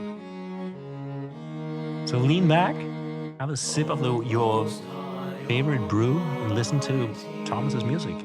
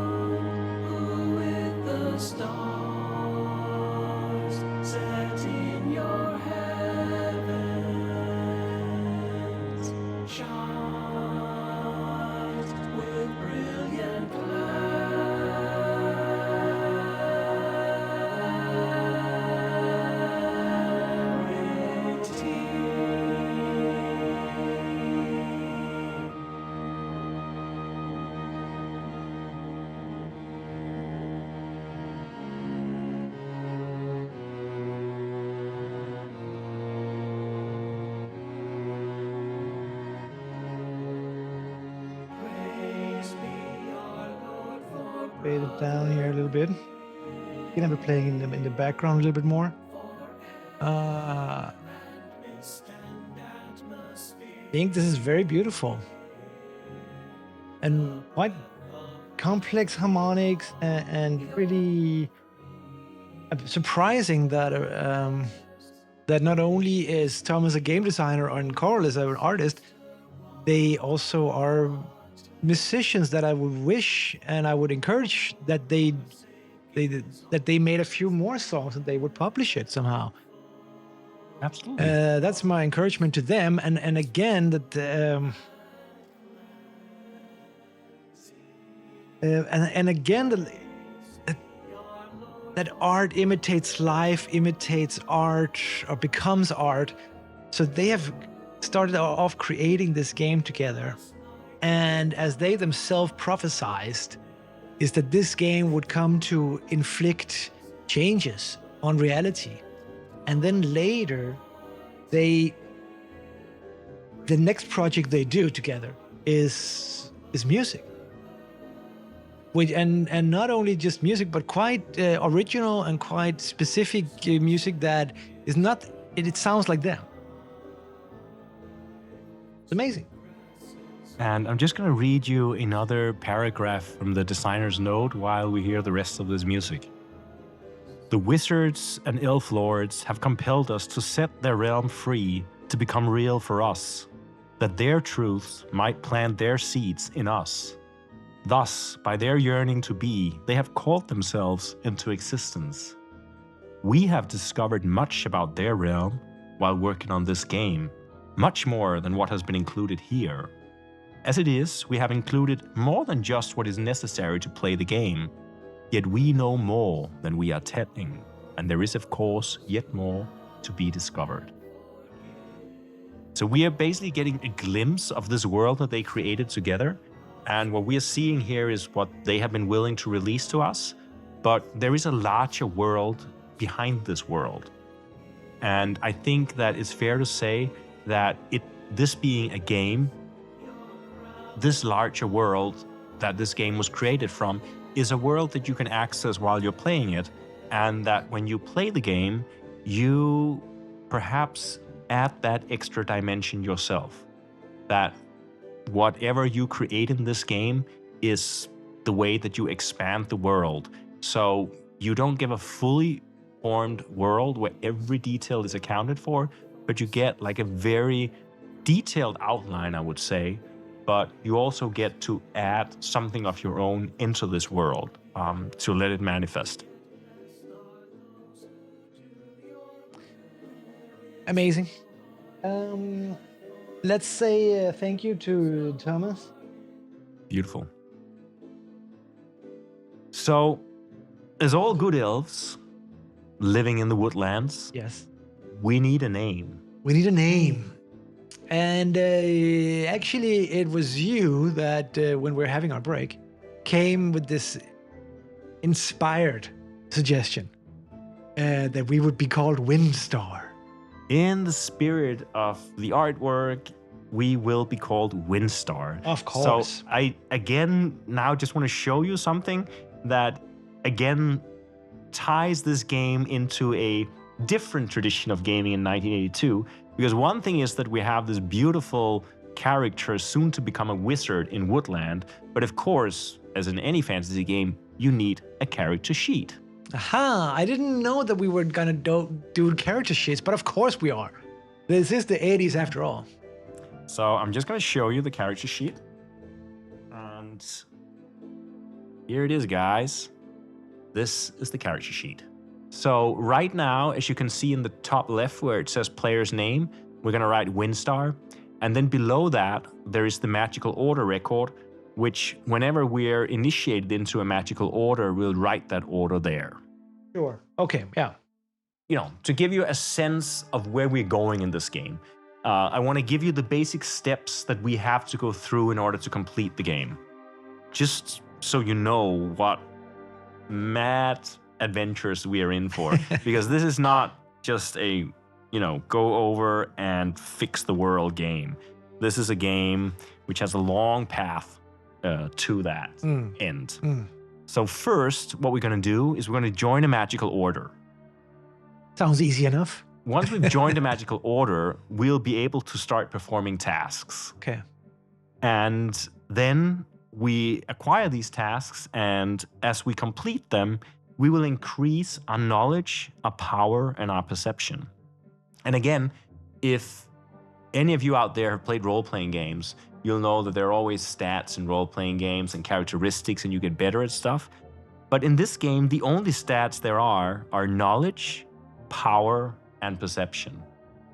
So there is these, I mean, I guess power can be construed negatively, but other than that, it's very much just about increasing your awareness to become one with this world that we are creating. And once we start acquiring these tasks, we also need to fight the evil powers that are taking over the islands. That is basically the dragon has been seen in the sky, and there will be other evil powers such as demons that may be conjured up on this land. And we have to fight that. And the way to do that is that we advance in the ranks of the magical order that we enter, up to the topmost rank of the order. And once we are there, we need to seek out the 6 high wizards and collect the gems from these wizards. And in fact, there are 7 high wizards, but one of them, and we don't know which one of them, is a false wizard. So in truth, there's only 6 wizards and one false wizard. Yes, okay. And we're gonna have to collect the shards of the mystical gems that unite the universe from these 6 true wizards. Then we're gonna have to go to the sacred circle up there, and we have to enter it through various arcane means, get into the center, meet Ruktal, the ancient druid, and give him the gems, which will empower him to cast the spell of spells that will dispel the evil from the land once again. Perhaps not forever, but in this cyclical movement of constantly ridding the land of evil that may be the rhythm of life. Yeah. So that seems like a lot of work. It's a long game, as I hinted at earlier. It seems like a huge tall order. It's a tall order. So, guys in chat and everywhere else where you may be, please let us know. How are you enjoying? What is your heart rate at right now? What can we do to further ease you into a state of meditation? Is there anything missing? Are we going too fast? Are we going too fast? That's an important question. So I don't want to just, throw out all these questions to you without having your heart rate slowed down first. But once it has reached its, base rhythm, the rhythm of the earth, once you are there, equilibrium state, we will ask you to start thinking slowly about whether we should try to seek out the order of the druids, the high wizards, or the master sorcerers. Druids, wizards, sorcerers. These are all magical orders, and we can only join one of them. So if you have any inkling of what order you think we should join, let us know in chat, and we will try to work our way towards that order, though we're not necessarily fully in control of what happens. I mean, who is? I mean, there are sorcerers out there in the towers that we can go and ask to be initiated. There is Ruktal in the sacred circle, and there are the high wizards. But the thing about the high wizards is that they are kind of asleep, or they're somewhere in the land. We don't know where they are. They wander the land, or they're sleeping in the land, and we have to find them. And I mean, we may just stumble upon them because we're looking for them, but right now we don't know where they are. What we know is where the druids are in the sacred circle and where the sorcerers are in the towers. But there are various things we can do. We can also go since we received the dove from Hamdrel, we can of course try to reach Hamdrel's cottage. Yeah. So yeah. So I'm also wondering myself, like, druid, wizard, or sorcerer? Yeah. I am not sure what the difference between a wizard and a sorcerer is exactly. You want to know? Yes, please. Okay. Druid, I get the feeling, if I'm to trust my D&D knowledge or just my general fantasy knowledge, it's a more of a herbalist, more of friends with the animals, friends with the wildlife in general, the flowers, the plants, and he can concoct potions and, can master the wildlands. I think Stekken Deluxe has a suggestion. My heart says, find the druids, a gentle race, soft of heart. That's excellent advice. Then let me just read a little bit about the druids. Okay. So Ruktal, the high priest of the druids, is the sole mentor for players in this order. The magic of the druids flows from the sun and from their perception of the total oneness of the mysteries of the universe. This magic is integrally associated with the sacred circle of stones and its rituals. Druids are mystics of the mind, utilizing their understanding of the earth's powers. Little bit different than my interpretation, but still not that far off. I mean, apparently they are closest to the underlying cosmic unity of the universe. That sounds important.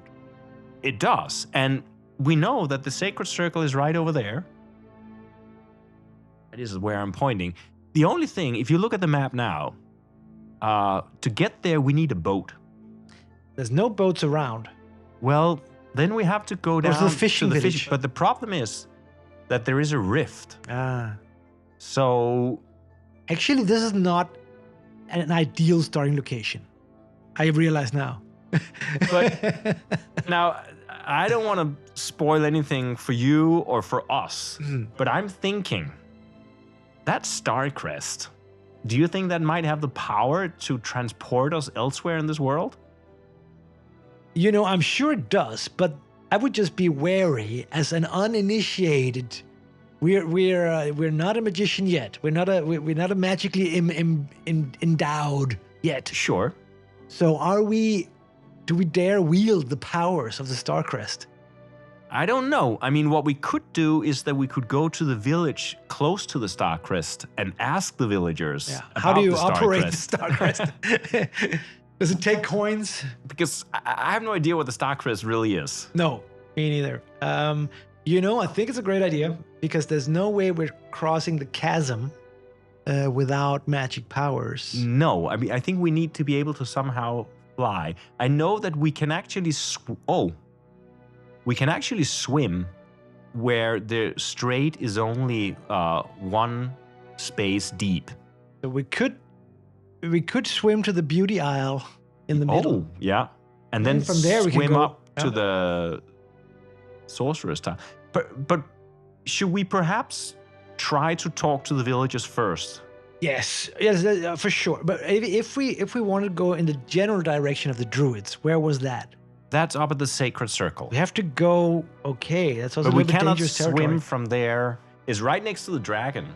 But I think we have good advice in chat. Yeah, definitely. Someone has been in touch with their heart rate and decided that the druid is the way to go. A powerful omen. So, I mean, I don't have any better idea than the druids. No, and actually, it's doable. We can do it. We can go there. We might be here for a while, and we might have to swim. Yes. Get our clothes wet. That's okay. That's okay. But we have time. Let's go to the village. Let's do that. Okay. I concur. Excellent idea. So, how this works is we basically throw these dice, and whatever number we throw, we can move that far. And to any rule lawyers at home who say these are not the real rules, trust us, we are playing the game in our own spirit. And if the red die is between 1 and 3, something may happen. Okay. Give it a go. Give it a whirl here. And of course, nothing in this game happens by randomness. No. This is part all. I mean, Coming. It's just life revealing itself to us. you remember the credo of Barbarian Prince? We will not have randomness or silliness in the game. No, this is not the time. No, there will be no randomness or silliness. There'll only be fate and seriousness. Of course, as always on the Hopeless Stream. Yes. It's a 6, 5 and the and red 1. die is a 1, so this is the potential for an encounter. Okay. So moving through woodlands is 2 movement points. Moving through plains is 1 movement point.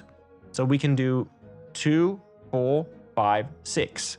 Sure. And if we do that and enter the village, there will be no random encounter because the village is an encounter in itself. So that's how it works. I think that's a pretty good way of going about it, yes. And I should also say, you cannot see this because it's off screen, but we have a calendar here. And every 7 days, again, rules lawyers out there, don't trust your instinct to tell us we are playing it wrong. Every 7 days, there's going to be a turnover in the magic of the world. And what that means, we will find out when we get there. But on day 1, we are going to travel through the woods, up to the plains, and into the village. What is it called? Yeah, what is it called? I can't read from here. The Green Grove. We're going to go here, and then we're going to see what's in the village. And how that works is that, again, we roll 2 dice, and we choose the highest of the 2 dice. All right, let's check it out. So it's a 4. And again, I hope your heart rate is reaching 0. But not in a bad way, you know, in a good, relaxing way. Absolutely. So we are in an elven town. And what happens is that we are enlightened by the people of the elven village. Finally. I take this as a token that we are chosen for this quest. Of course. So you get to roll a die, and we receive that number of points in one of our characteristics, be it knowledge, power, or perception. We choose. 1 dice. Yes. It's a 2. It's a 2. So I reach for the character sheet. And as you can see right now, where are our... I'm not even sure. Oh yeah, down there, current point record, knowledge, perception, power. We're at 0. And it requires knowledge, perception, and power. When you have enough of that and you are initiated into an order, that allows you to level up and gain access to spells. So we want a high current point record. we want to increase our characteristics here. Sure. So do we want the people in this elven town, do they increase our knowledge, our perception, or our power? So we get to choose. Yeah. What are we sort of searching for here? I think power is not... What was the other ones? Knowledge, perception, and power. I think perception is super interesting. Yeah. Because I don't know what it means in this... Me neither. But I think it would be powerful. Yeah, but let's also, go. if we're druids, wouldn't we have excellent perception? I mean, this is also how do we basically go about it. But yeah. I mean, I'm totally good with that. Let's do perception. Yeah. So we visit the elven city, and we increase our perception. Perhaps we're able to see a little more clearly through the shroud of reality. All our senses are heightened. Yeah. We feel the air blowing through the winds. We hear that bird far inside the forest. Yes. We hear the low rumbling of the herd moving on the steppe. I love it. I love it. So with that increased perception, how does that attune us to the Starcrest? Does it lure us towards it? Or are we more thinking that we have to bypass it and swim across to the island of beauty? Are we attracted by beauty, by songs of colorful birds? Or are we lured to the Starcrest where we can now hear perhaps we can even like see more clearly, or even perhaps hear very faintly the music of the spheres as the stars twinkle above us. I think no matter what, I would like to know how the star crest works, or what it is even. Yes. So I want to investigate it no matter what, and it's on the way to that swimming spot. So we might as well go past it on the way. Okay. So basically, the people in the village. I don't think we have ever left our village before, by the way. No. So I think that we have, as players, a little more information than our character Windstar. Sure. And I think Windstar is an auspicious name, and they say Windstar. Well, then perhaps you have to go visit the Star Crest. Yeah. So they're actually there's a star for you at the Star Crest. Yeah. So let's do that. And so this was day 1. So now we're moving into day 2. And if you would care to roll the dice again, we can see if we can make it all the way to the Star Crest. We can. It's so a 6. so we don't use all the. No, we don't use all the movement points. It's 2 to go through the woods and 1 to go into the Star Crest. Okay. And now, more experienced players might not have done what we did just now, but we are young and innocent and naive. Yeah, and do we even have a choice? I don't know. We're guided by the hand of faith. Yeah, I think so.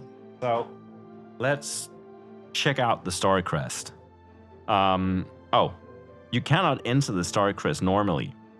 It's the most ancient and mysterious part of the Enchanted Islands. It is guarded by the elves and may only be entered as part of a task when a player is transported to it, or if we have been there and then leave it. We cannot enter. So we cannot enter it simply? We just go there and we just find that there's some kind of force field around it. Yeah, so we don't find the entrance. So we skirt around it instead. And that means that we can move down towards the swimming spot, as we called it. So we actually, we get to move there. Yeah, so we go around through the woods and we end up at the beach. But as you rolled a 3 on the red die, it means that we're going to have a random encounter. And it works the same way. You basically throw 2 dice and choose the highest. Okay. 6. Ooh. We have just encountered a high wizard in the forest. Wow. Oh, wow. This was a very auspicious beginning. I wonder if that's a good thing or not. Well, what we have to do is we need to find out which wizard we're encountering. Yeah, sure. May it not be the false wizard. Ah, hey, wow. So, and again, I just want to show you how beautifully colored these cards are. So these are the wizard cards. And we're now going to flip over a wizard card and you can read it with us. Here you go, guys. This is who we just encountered. What does it say? Can't read that. Is it clear? It says Ishkatar. So we are encountering Ishkatar. Okay. So I'm going to find Ishkatar. And again, as I said, no one knows where these high wizards are. Maybe he just appeared. I think it shows we're on the right path. You know, as a wise man once said, a lot can happen in life, especially nothing. So if you don't leave your village and go adventuring, you're never gonna meet the high wizard. Yes. So, what happens now? Well, what actually happens is that we encounter him just for a brief moment and he's going to leave us again, but he offers to initiate us into the Order of the High Wizards with him as his mentor. Okay. Love at first sight. I think that we shouldn't, go against fate here. No. I think we should follow whatever happens, happens, right? Yeah, for sure. And also we are, what else are we going to do? We don't even know how to traverse these lands. And I mean, maybe Ruktal, the druid, he's the one that we have to return all the gems to at the end. So maybe it's premature to go to the Sacred Circle. Sure, maybe what Stegndelux felt in his heart was the healing of the world to come. Of course, yeah. I'm sure Stekken Deluxe would feel that in his heart. Right, Stekken? Don't you agree? So we have a chance to be enrolled in the School of High Wizardry. Yes. Which is, it's tough to turn down, really. I mean, I wouldn't kind of turn it down. I don't want to turn it down either. Also because something has to give here. We're on a quest here. Yes, so we can't we're on a road to somewhere. Yeah, we can't just dilly-dally around and like be picky in our chosen path here. We have to be decisive, and we have to roll with whatever God puts in our way here. Okay. So we kneel down before the great wizard of Iskatar, who extends his hand and put it on our head, and he whispers the spells that Iskatar whispers. And we feel the surge of his power in our body. And as we rise up again, we are no longer just Windstar. We are Windstar the Apprentice. Ooh, we has have a nice ring to it. Now achieved level 1 of wizardry under Ishkatar. And I'm writing this here on a sheet. Also, I just have to say that Ishkatar is a great wizard name. It's a great wizard name. I was also about to say that you cannot turn down Ishkatar. No, of course not. Now, I just want to tell you what... I don't think anyone has ever turned down Ishkatar in his whole life. No, well, why would you? Why would you? I mean, it's like, yeah. And so now I'm actually wondering if our high perception comes into is good for us. I was just gonna say that, like, now we are at the level of apprentice. The next level we are trying to achieve is the level of scholar. Yeah, okay. So what do you need to become a scholar? I'm thinking already now that it may have to do more with knowledge than perception. Yeah. But let's see. Yeah. Traditionally, yes. Traditionally. So in order to become the scholar, and again, this is also where you get the sense that this game is not just like over in a, blink of an eye. We hope you have all night, guys, because this is a long one. In order to achieve the rank of scholar, we need 15 knowledge, 10 perception, and 5 power. Remind me again, what is our current stats? 0-2-0. This is a long one. I also don't even want to reveal to you how much you need in order to become a wizard that is capable of gathering gems, because that might discourage you from following our stream. Wait a minute. That you cannot gather a gem before you're on a certain level? You need to be a wizard before you can gather a gem. So a scholar is not enough? No. A wizard is rank 4. A scholar is rank 2. Okay. This is... So we are now trying to be the scholar, but what Ishkatar also does is that he gives us a wizard's task. And since this task is given to us by our mentor, it is mandatory. Okay. Mentor's task cannot be ignored. But do they level us up also? Yes. Okay, good. But what it actually means is that it will be impossible for us to complete the game without completing this task. So yeah. We will get other tasks along the way, but this is a task that we have to do. Makes sense. So do you want to have the honor? I'm just going to show you how many tasks there are in this game. Oh no. What is this? Guys, the tasks. Guys, these are the tasks, and there are that many of them. So this is an open world game with 100 quests. Yeah, basically. Wow. So I'm going to give you the honor of drawing the top task and reading it out. This is what Ishkatar tells us in the forest by the beach. You must find an ancient rune sword. Okay. In a random space. That doesn't sound, well... You can say that a little bit more magical. In a random space. Delivered to Menekok. Ooh, we know Menekok. Where is Menekok's tower? There is... Imelekok? No, Mellekok. Oh my god, it's over here. Oh my... Okay. And first we need to find where the sword is. Is there more? The only thing I'm wondering, there's an asterisk. That means that when we obtain the magic sword, it can be stolen from us.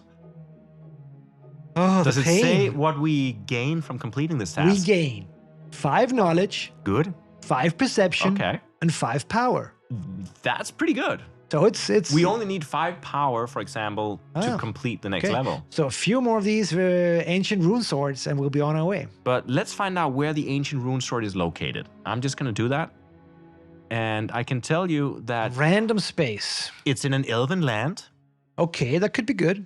And it is in elven land number 2. How do you distinguish that? There are Roman numerals. Can you see what that tile up there is called? 1, 2. That's the one. What's it called? It's called...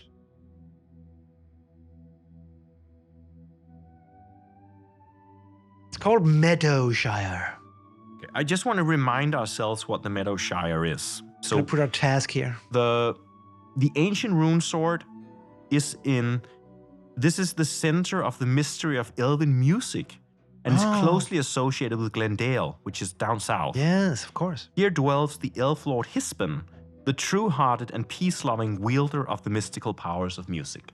So I think that if we get to the rune sword, it will be a great occasion to hear another of Thomas's songs. Wow, of course. Yeah, let's do that. We're unlocking songs. Yes, and it is in C4. So I'm gonna place a marker. But becoming a wizard's apprentice has not granted us the gift of a boat. No, unfortunately. We still have to swim we there. Still have to swim. Let me just see with regard to when do we start learning spells, actually. Well, we need to be... no, wait a sec. We're an apprentice. Yeah. So we have the spell of telepathy. Really? We have a spell. Should we just find out what that spell does? Well, telepathy sounds... Well, it's not teleportation. No, I was also hoping for teleportation. Yeah, but it's telepathy. Maybe we could conjure a boat, a boatsman. Yes. We communicate with a boatsman. Telepathy. This spell may only be cast by members of the Order of Wizards, so it's a special wizard spell. Yeah, pretty good. Okay. To cast the spell, the player must be in an elven dwelling. We are. We are in an elven dwelling. The attempt replaces the elven encounter there. Oh, you need to be in an elven town. Okay. So if we go there to a town on an elven tile, and we cast the spell of telepathy, instead of having the usual elven encounter, something happens. I'll not look at what happens. So we don't really know what it does. No. But we know now we have a power of telepathy, and what Ishkatar tells us is that go seek out an elven town, and where the elven magical power is the strongest because they're concentrated in the towns. Yes. And go there and connect your mind to the unity of the world, and great, beautiful, pleasant, and healing thoughts will come into your mind. You will be rewarded. And maybe also insight. So, okay, so I suggest... I'm gonna write down the telepathy spell here. I suggest that we may as well make a little bit of headway here. We can swim to Timber Lane, and then we can visit the nearest elven town. Mm-hmm. And we'll see what telepathy spell might do for us. So on the way to the sword. Yes, but at the same time, I have to say, well, the closest way to physically, conventionally reach the sword is to go down here and reach that landing here and take a boat. Uh-huh. And then sail across. Do you think this world wraps around the map? Let's say it should. It should. It definitely should. I agree. Because I agree. You see the distance we have to travel. I agree. I think it wraps. It doesn't get us any closer to the sword, but it does get us closer to where we have to deliver delivering the sword. Yeah, I think that we should do that. Yeah. But basically, on day 1, we went to the Elven village, and we increased our perception because of the magical powers there. Then we went through the woods, we encountered Ishkatar, we were initiated and given the power of telepathy and the task of finding the ancient rune sword that needs to be delivered to the sorcerer Melikok. I mean, that's a lot on 2 days. That's a lot. A lot has happened. So what happens now, though, is that Ishkatar vanishes. Oh, wow. He just withdraws. He goes, behind a tree and he's gone. He like withdraws. A Gandalf. Okay. So Ishkatar withdraws. Yeah. And then I shuffle the wizard cards. Because the thing is that when we encounter wizards, if we encounter Ishkatar again and he gives us another task, we have to do it. And actually... So whenever he gives us a task, we're basically duty-bound to fulfill it. So perhaps on the duty-bound task, we place these little emblems. Oh, nice. And yeah, so you can see this is a little gold star, which means it's imperative. We must do it. We must. We must find if you put it over there on where the sword is. Oh, so you mean like that? So we can track the quest here. And this is then where we have to deliver it. And do we know? You're already... Yeah, it's the exact space. It's right there in the fields outside the wood. Okay, I guess. So things are going pretty well. We have a task. We have a mentor. For sure. We're in an order. We're already apprentices. It's just... We're heeding the call. It's going quite well, I would say. Yeah. What happens now is that swimming across that strait of water, nothing's going to happen while we swim. There's going to be no encounters. There are no sharks. It's safe swimming, but it takes an entire day to swim across. So it just means time goes by. Yeah. And as we will discover when a week has gone by, things sometimes happen. Are you saying that we shouldn't waste time? Yeah, but I don't know that we can go much faster. No, we can't. And perhaps our telepathy will help us when we get to the Elven Dwelling. Yeah, I hope so. And I will just say that it is now... That was day 2. So on day 3, we swim. Yes. So we land on the shores, I guess. No, we're in the water on day 3. On day 4... Oh, wow. Okay. We ascend. So we're spending an entire day in the waters. Yes. God. That is tough. On day 4, we roll the dice and we climb ashore and we can travel again. Oh, okay. Wow, that is tough. So we're always more than halfway through the week. It's Thursday already. So I wonder if how many weeks do we have to fulfill this task? Well, as many as we like. But the problem is that a dragon has already been sighted. So something is arising. Damn. So there is a timer here. I see. Time is running out. Mm-hmm. Okay. So we've now reached the shores. We've reached the shores of what is it called? It's the Island of Beauty. Is where all the beautiful things are. No, it's not the Craft Island. No, it's I think it's like the Pleasure Island. Yeah, something like that. So it's at least where we can enjoy the bountiful lands. And I like your idea of going to the Elven Dwelling and try out our telepathy. I'm curious to see what it does and if it might help us move swifter through the lands. Yeah, let's do that. So we can move 7 and we'll have no encounter.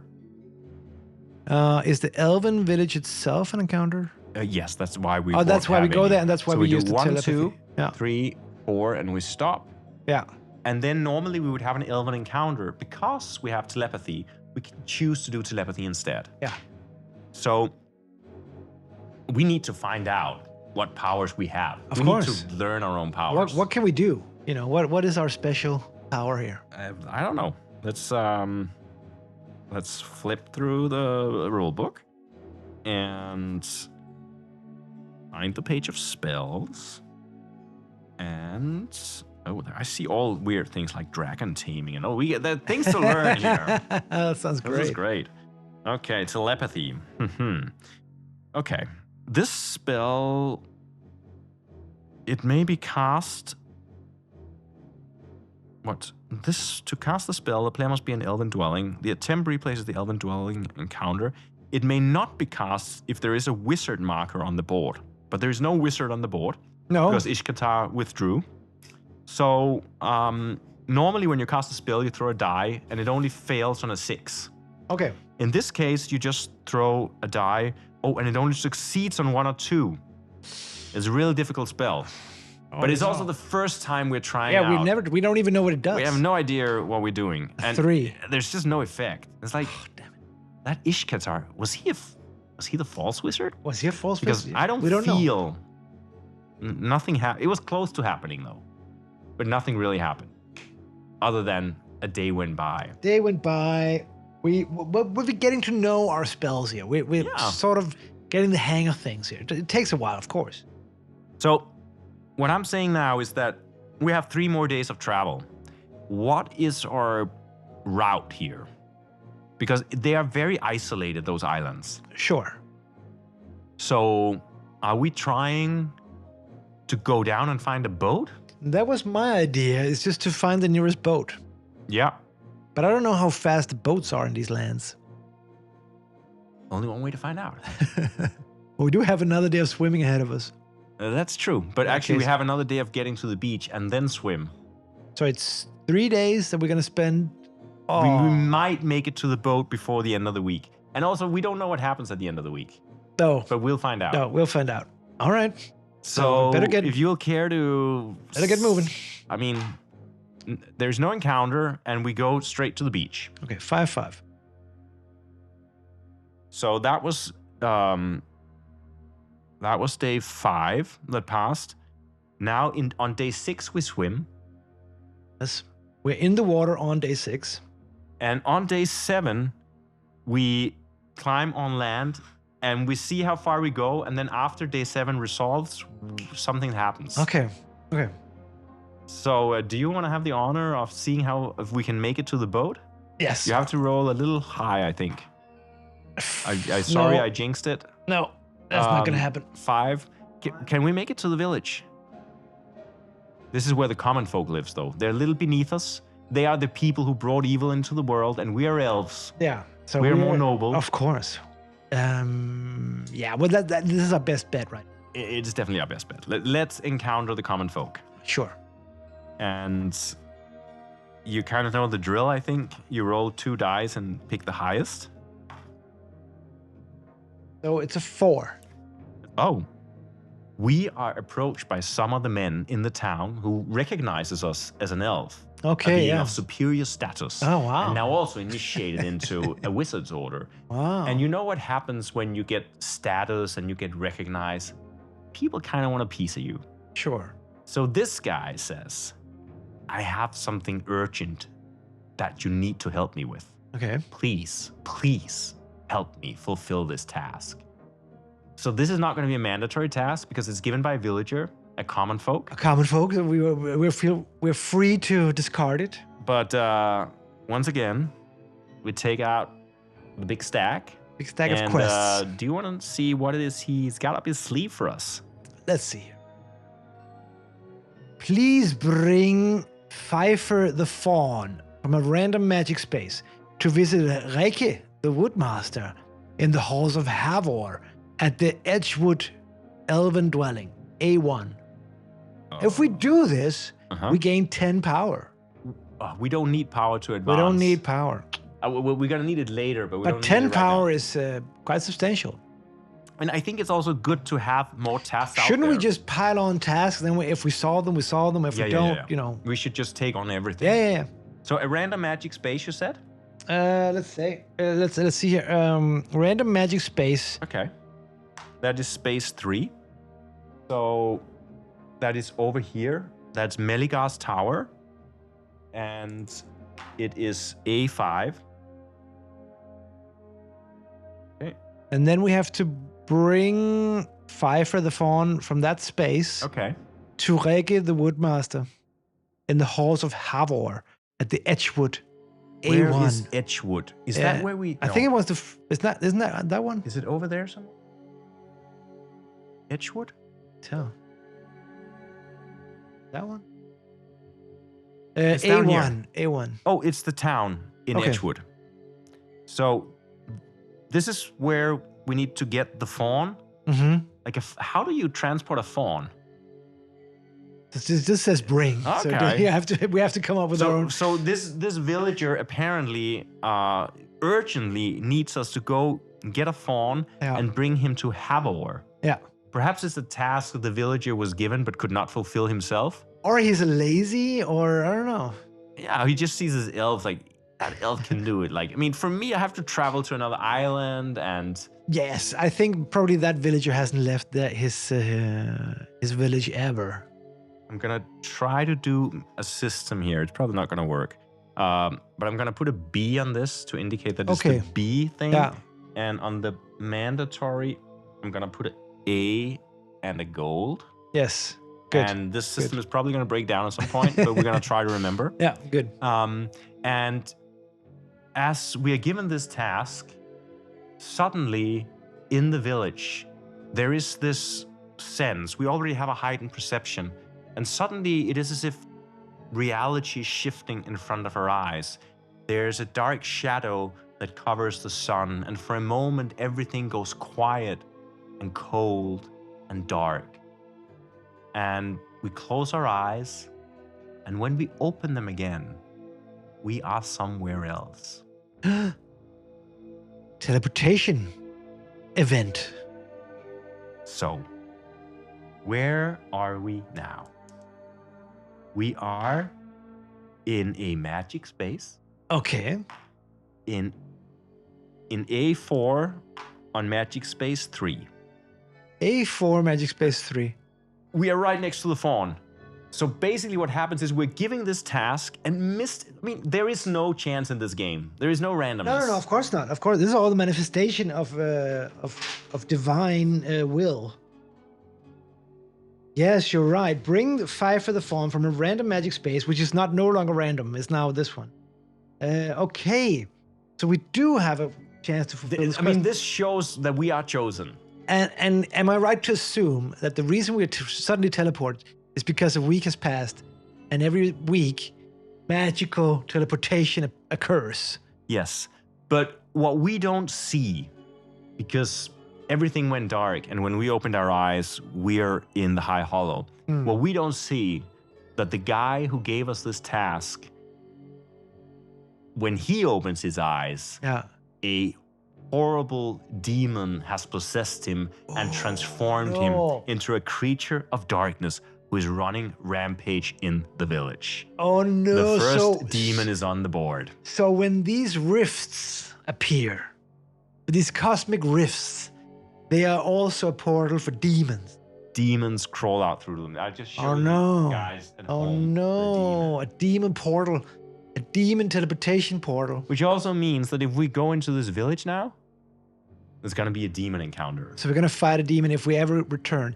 So I don't think we're at a level to find a demon. I don't think we have to go back and tell the villager that we completed the quest. We just complete the quest. We'll complete the quest for him. I think that he knew that he was about to be overtaken by this demon and he would never be able to fulfill it. So we thought he was just lazy, but in fact, he was on the point of being possessed by an evil demon. All right. So it's the beginning of week number 2. It's the beginning of week number 2. So we're basically gonna spend day 1 on going here, and we in a cave in the mountain, we find this fawn that is hiding, cold and shivering. It is Pfeiffer. Oh, it's Pfeiffer. Pfeiffer the fawn. And Pfeiffer is longing to return back to his hometown. Rege the woodsman. I wonder why Rege again. It's these Norwegian names. Yeah. Or I don't know, is Rege Norwegian or Danish? I think it can be both Danish and Norwegian, right? I'm sure it can be called Rege in Norway. I think that's an influence from the creators. Designers. I think so too. But basically, I think what happened is that this fawn was stolen away by the sorcerer. Sure. And transported there and hiding in a cave, an enslaved creature. And we free this pawn, and now we have to bring him back and reunite him with his fellow pawns in the village. Yeah. My question now is, how the hell do we get off this island? Oh. We can't swim. It's too far to swim, right? Well, what there is, though, if you remember, this is a dangerous proposition. Down here is the High Hollow, which is the entrance to the underworld. Sure, yes. And why do we want to go there? Because I believe that the underworld is under the ocean and may have openings into other parts of the overworld. But doesn't it also leave us vulnerable to all the imps and demons that may dwell in the underworld? I mean, as a proper champion of the people, sometimes you have to take risks. We are what's it called? We're not even We're an apprentice. Scholar. We're an apprentice. Yeah. So But I'm just saying that there are no other ways to get off the island, I think, than going through the underworld caverns. So guess, once I'm not again, saying it's a good idea. No, once again, I'm saying it's the only idea. Fate is forcing our hand here, but forcing is maybe not the right word. Fate is guiding us. I feel that we have had no choice in this game so far. In a good way. In a good way. In a good way. I feel that the game is giving us so much meaning that there is only one obvious thing to do. And it's deterministic, of course. Everything happens for a reason. Yeah. Who are we to question it? We roll dice, but they always lead us the same place. Yeah. So we go there, I guess, because where else are we going to go? And then we have to see what happens. I have no idea what happens. No, we go there. I'm just so on day 2... I don't have to roll dice, right? Yeah, but the thing is, you can see there are all these walls here. So we can only travel inside. So there's 2, 4, 6, 8 in order to get there. So let's see how quick we get there. The other way around doesn't work? It's blocked. Okay. And there are no encounters in the mountains around the Wizard's Tower. So on day 2, we spent traveling through the mountains, with a scared fawn next to us. Now we have to remember carrying a fawn. We camp right in front of the entrance to the High Hollow. Just to sort of scout it out. Yes. We want to see what kind of weird toxic fumes are emanating from this. And the fawn is shivering because this is the way the fawn got here. It entered it was just playing around in the fields outside its village. Yeah. And it entered a cave and it lost its way and it popped out here around the Wizard's Tower. And has now been enslaved on this magical island for years. For years, absolutely. So it's happy to have found a potential way out, but through us. There's no way it was going to do it alone. No. But it's also scared for his life. Yes. Oh, that we are camped outside the foul-smelling crater. The entrance is like a dragon's mouth. Yeah. Breathing foul air. So I think that on day 3, we're going to enter the High Hollow. High Hollow being the entrance to the underworld. High Hollow is honeycombed with potent mystical pathways. When a player enters this space, well, this becomes very technical, you basically roll 2 dice and choose the higher, and that higher die is the path that you follow through the cavernous system. I'll roll and see. It's a 6. Is that good or bad? We are transported to Mechmoran's tower. Okay. That is... Where is Mechmoran? I was just hoping it was our Is task. It over here? Oh my god, it's over there, right? Ah, my god. Is it close to where we need to deliver the fawn? No. No. Not at all. It's closer to the magic sword, though. Well, not really. So on day 3, we enter the High Hollow. Yeah. We suddenly... It seems that those wizards... Perhaps all the Maybe they're interconnected. Maybe it's how the sorceress, not the wizards, the sorceress are interconnected. Yeah. And this is the sorcerer of fire. Yeah. So when we encounter the sorcerer of fire, he offers also to initiate us into his order. Okay. But That's that would interesting. break with our promise to Ishkatar, of course. He offers it.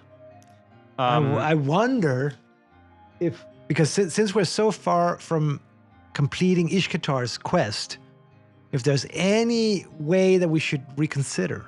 Doesn't feel right to reconsider, though. No. Doesn't feel right. I also feel he is the wizard. He's the sorcerer of fire. He's right next to the dragon's lair. And it's too ominous. Yeah. Dark powers. So what he can do for us is instead that he can heal us if we're in need of healing. Okay, yeah. But we're not. No. And yeah, given our status right now, what he can do is he can assign us a task. That's fine. He can do that. How many tasks can we have at once? As many as we want. Okay. So yeah, why not? We might get stressed, but is there? If he gives us a task, is it mandatory then?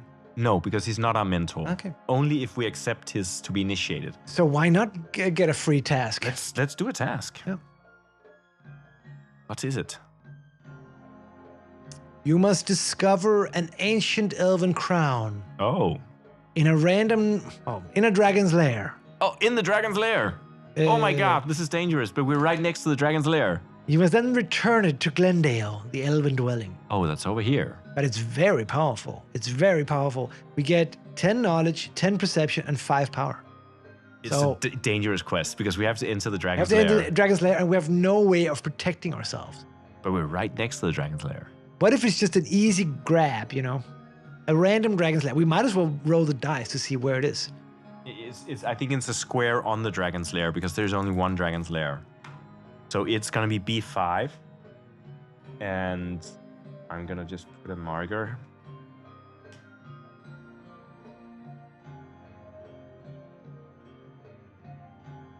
I mean, It is deep within the lair.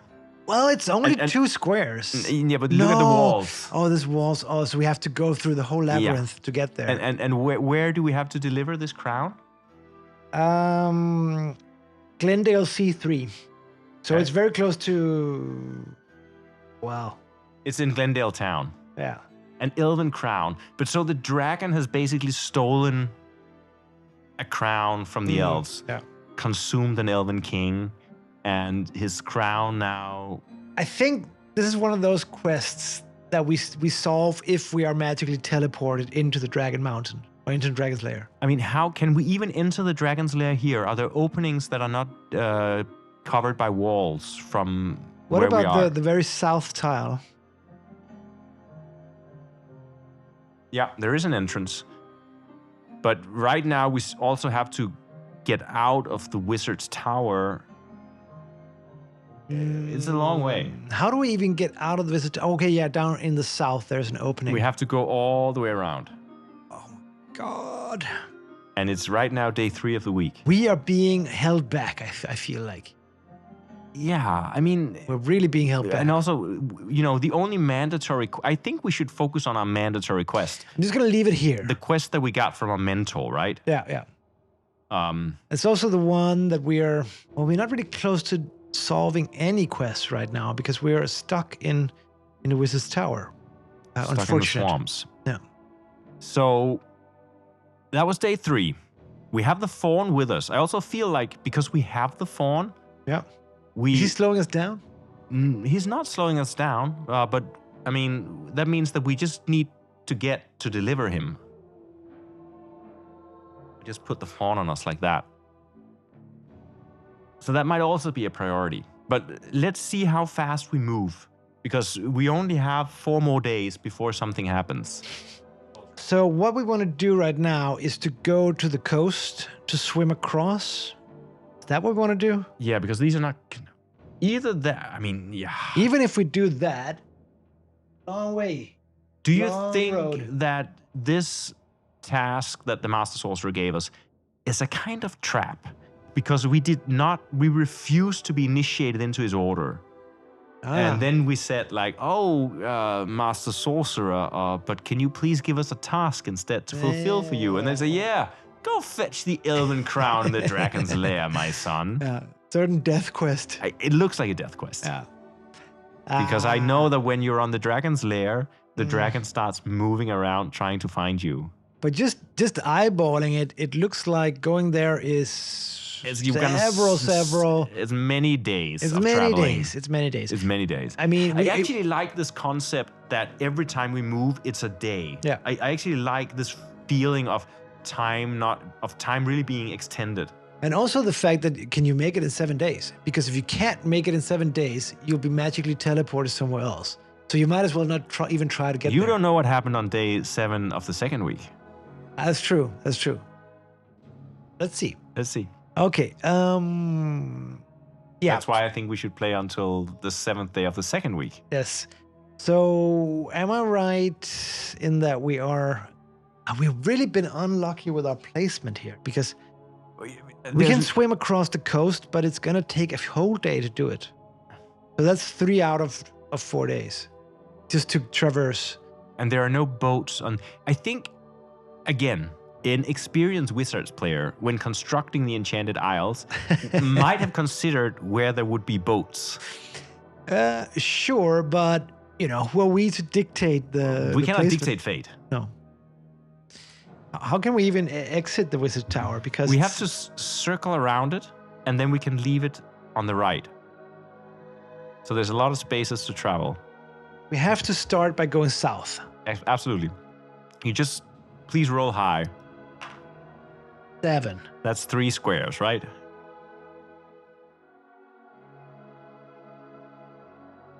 And that was day 4 completed. This is so slow going here. So, but again, imagine, if we try to immerse ourselves in this character, he went through the mystical underworld. He came out, this is the Master Sorcerer of fire. I imagine this is a horrible place to be. Like, there's lava rolling down the sides of the mountains. There's this dark sorcerer conjuring up stuff. And he wants to initiate us into his order. But we come with the light of Ishkatar, and we are not swayed. And then he tells us to go into the dragon's lair to fetch the elven crown. And we don't want that task. So we have it, but we don't want it. And now for days and days, we travel through the mountains around the tower. And here on day 5, we travel. It sounds pretty good. That's pretty good. We get to the coast on day 5. But we also know what that means. You have to swim. Oh, I see a possibility here. Sure. Because it's day 5, right? So if on day 6 we swim, on day 7, perhaps we get to the elven village and once again try to cast a telepathy spell. That's a great idea. If we can make it. Yeah. If we can make it, because it is not... It's quite easy. It's only 4 spaces from the coast. Okay, yeah. Let's try to make it. So I think we spent day 6 swimming. We are swimming in the strait between Mechmarin's Tower and the Island of Beauty. Mechmarin's Tower and the Island of Beauty. That's amazing. Beautiful. And on the 7th day, we crawl ashore. Yes. And we try to make it to the elven town. Because we don't know what happens after day 7. No. Oh, yes. Was it enough? Yes. Look. 1, 2, 3, 4. Yes. If we go to the plane on the plains. Wait, let's go on the plains.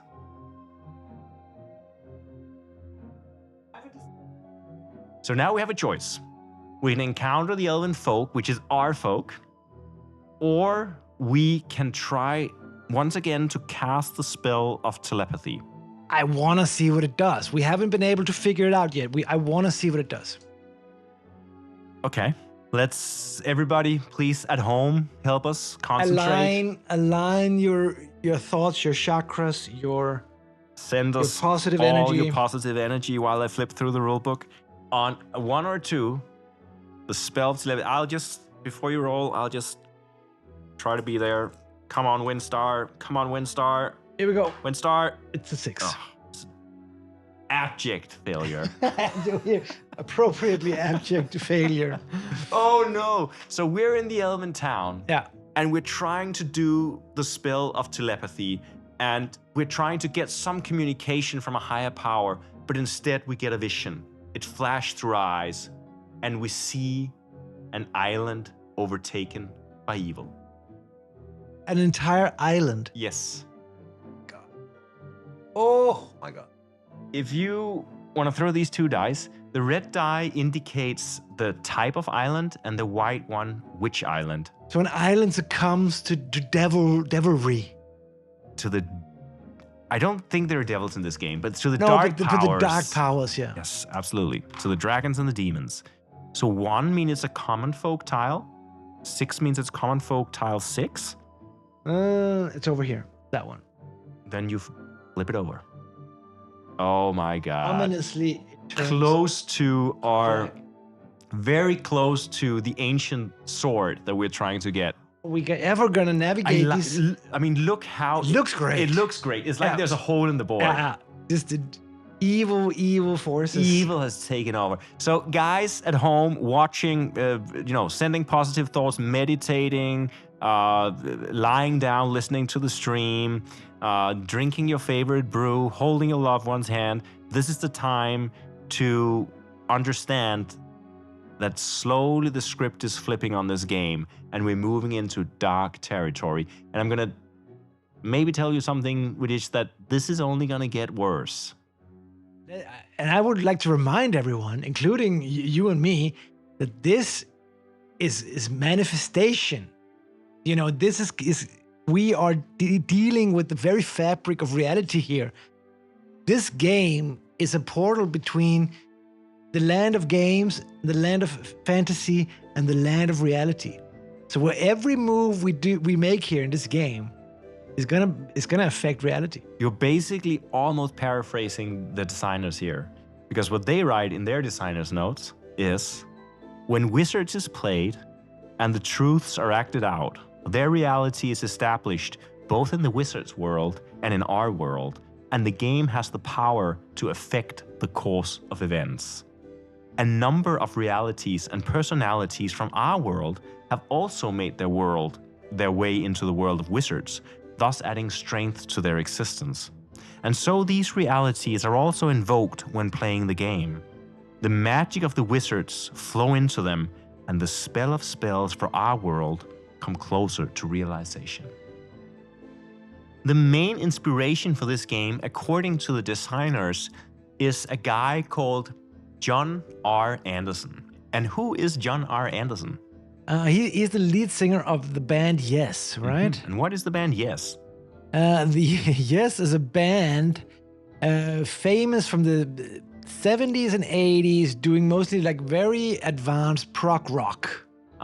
There is somewhere on the WinStar page actually a illustration that Coral drew of John Anderson. Yeah.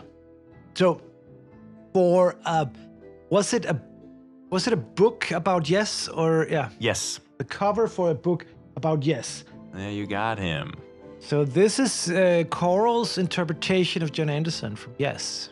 Playing the lyre and connecting to the lightning from the heavens. Yeah. And in the rule book for Wizards, there is actually a quote by John Anderson.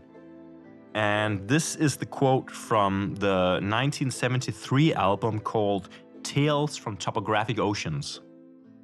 And the quote sounds, "As one with the magic and knowledge of the source, attuned to the majesty of music, they marched as one with the earth." And then, as you can see here on the illustration in the rule book, it is actually like a line drawing of this exact painting. This is amazing. I just love that that this rabbit hole goes so deep. Jeden says, quite the cult leader look. I think Yes is a very peaceful band, and I think they're all like just just true musicians. They love music and they love to explore advanced, cryptic versions of their music. And it's one of those bands that you have to sort of every musician has their own way of counting the beat and so on and so forth. And Yeah. it's like one of those math bands, you know. Right. But in small doses, I think even laymen can enjoy Yes. It reminds me also of the band Rush. Rush, Yes, and Asia. To me, those three bands are sort of in the same. They're all these prog rock 70s bands. Yeah, that's a little bit too advanced for my taste, but I can definitely appreciate that We're they simple exist. people. Yeah, we're simple people. Doesn't have to be that involved. Doesn't have to be mathematical equation that you solve every time you sit down with your guitar or whatever. And also another thing about Yes, is Yes famously has this amazing keyboard player called Rick Wakeman, who is, if you've ever thought about what a wizard looks like, imagine a guy wearing robes with star-studded robes, you know, glistening, and he's standing surrounded by 600 synthesizers, and he's just like sort of invoking spells on the synthesizer. So a true wizard.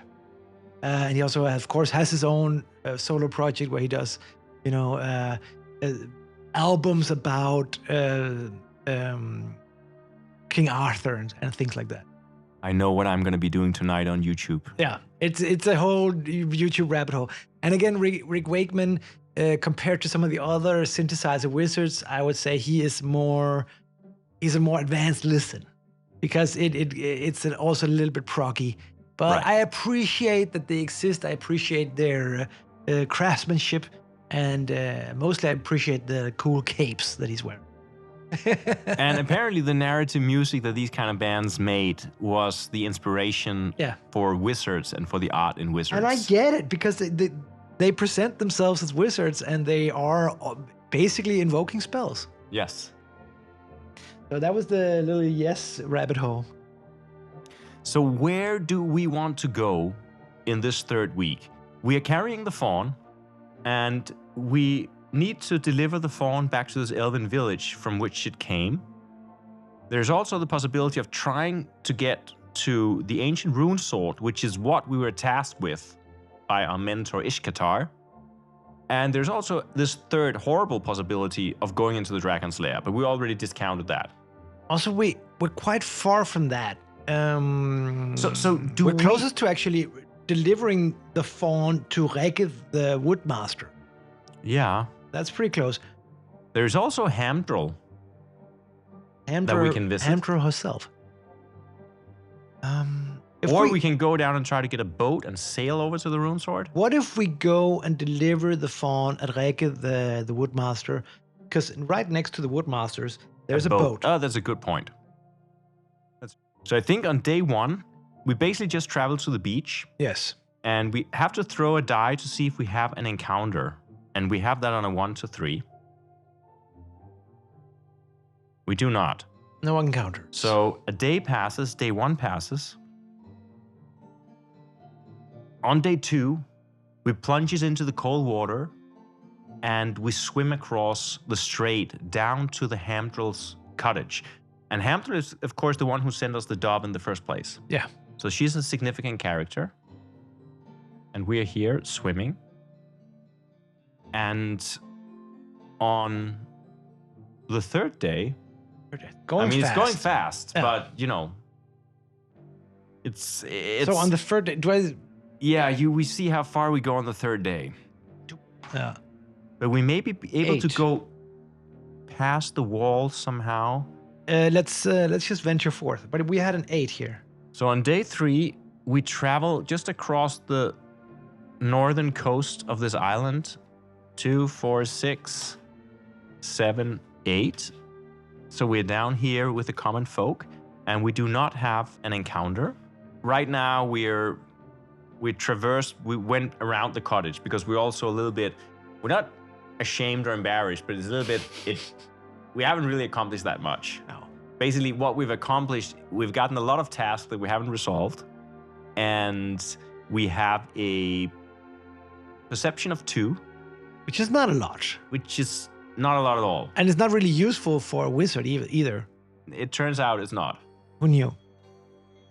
So, I think we need to go down and return that fawn. But completing this quest is pretty good, actually. Yeah, I think it's... Gives us 10 power. Wow. Which is good. Let's do it. Yeah. So on day 4, we travel down to Edgewood City, Edgewood Town, and we deliver the pawn back, who has been in captivity at Menegar's tower for years.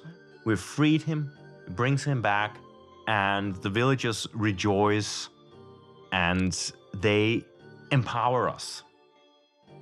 So we gain an increase in power of 10, and that is more than we need to rise to the level of scholar. Great. Unfortunately, in order to be a scholar, you also need to have a certain level of knowledge, which makes sense. And right How now, much knowledge? 15, and we have 0.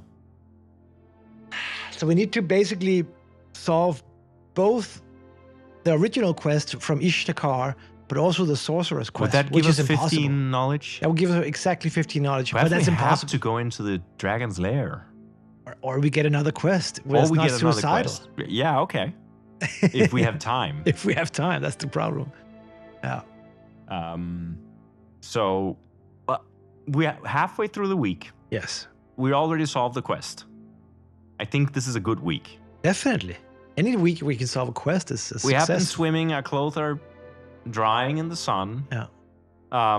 But I feel like we should spend the next day getting on board a boat. Which just happens to be a boat right next to us. I'm just worried that these boats are not very fast. Well, you'll see. You will see. Day 5, we go down to the harbor and we ask if there's anyone who's willing to sail us across to the distant lands in the west. Yes. Because we're looking for an ancient rune sword. The best would be if they could deliver us exactly to the village. Let's see if they can. I mean, certainly on day 5, we board the boat. Yeten says, swimming wizards feel so refreshing. Yes, it's not often that you see swimming wizards. No, I mean, we're only an apprentice. Yeah, sure. So, But still. I think when I'm a wizard... Do you think it's going to be different once we learn... When our telepathy spell doesn't even work, so... When we... Oh, that's another thing. We could spend one more day in the village to try the telepathy spell because we're in an elven village. That's true. It has failed twice, but That's true. The third time is... It is 30%. It is 33% chance of working. So statistically... But I mean, fate would have it that on the third time we should succeed. Yeah, exactly. Shouldn't we do that? Yeah, I want to see what it does. Let's hang around this village. I mean, I would just, to follow up on that, when we're a wizard, I think we should only be flying. Yes, of course. We won't be swimming anymore. Oh. But first we need also, we have to dry out our clothes, so... Yeah, but first we need to be a wizard. Yes. So, on day 5, instead of boarding the boat, we've already found someone who's going to sail us, but we're actually going to, once again, do the telepathy thing. Slowly align. You're breathing. Is now the time where we show the spellbook? Oh my god. Yes, let's take a look at the spellbook. We need divine inspiration here. Okay, guys at home, what you're going to see now is exceptional. Because you're going to see an actual spellbook that is somewhere between 200 and 300 years old. And we bought it for your viewing pleasure only. And this is not a joke. It's actually not a joke. So guys, this here little thing is a spellbook. Insane. Let's unwrap it together. Remove. And this hasn't been opened for 300 years, you're saying? Yes. And for the first time now, we're gonna open this spellbook. I just want to make sure, yes. Don't break right. it. Okay, you already see some handwritten notes here. We're not at a level to really understand this spellbook. We're not even an apprentice in these languages here. As we open it on the first page, you begin to see the first beginning of a spell right here. And, oh, that is the invocation to Ishkatar. And this writing magically appears, I believe, when you open it, and more writing will appear the further we progress. So it changes every time. And look at this. This is pure magic. This is an actual 300 years old spellbook from distant lands. Let's just crazy. say that. Let's just say distant lands. And it actually includes images, illustrations of Ishkatar. Let's find them. Where are they? Let's see if we can find them. I know they're in here. They magically appear sometimes when you open it, but I'm never sure where. Oh my God, here is Ishkatar. I knew it. I knew it. There you go, guys. Ishkatar, 300 years old Ishkatar. Notice his hat. Yeah. Which is the emblematic hat of Ishkatar. A true wizard's hat, I would say. I mean, this is the kind of hat that we envision getting when we rise to the rank of wizard. I should hope so. Otherwise, why do it if you don't get a cool hat? And this is how other apprentices are going to whisk away the flies from our face when we get to this position. They're going to all just fall on the knees when we walk the lands. Absolutely. Jeden says, so beautiful. Yeah. Also, do you know the difference between the red and black lettering? Yes. What does it mean? What is the significance? The red lettering are kind of the headlines. So the red lettering tells you where a new spell begins, and the black is the spell. Oh, so that's okay. how you navigate through it. Black spells. And we're not even going to try to say these out loud because we don't want to break the universe. We don't want to, don't want to curse This ourselves. is how apprentices, they meet Ishkatar.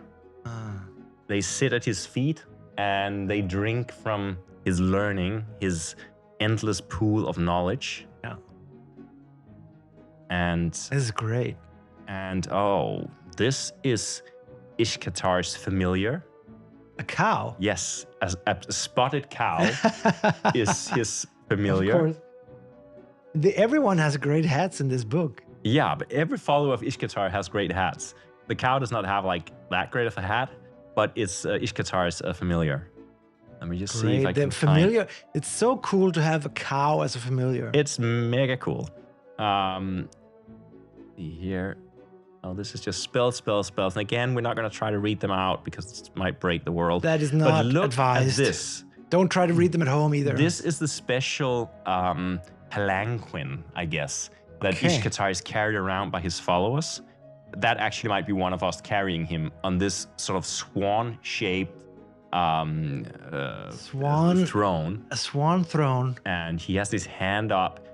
Maybe he's in the process of casting some spells. Faster, not so bumpy, please. And look here. He has tamed a tiger pet, which is lying at his feet. Oh, wow. And he's sitting here right under this very, very blue, dark blue sky. And again, with his beautiful hat. Yeah. And yeah, guys. At all time impressed by print-like handwriting.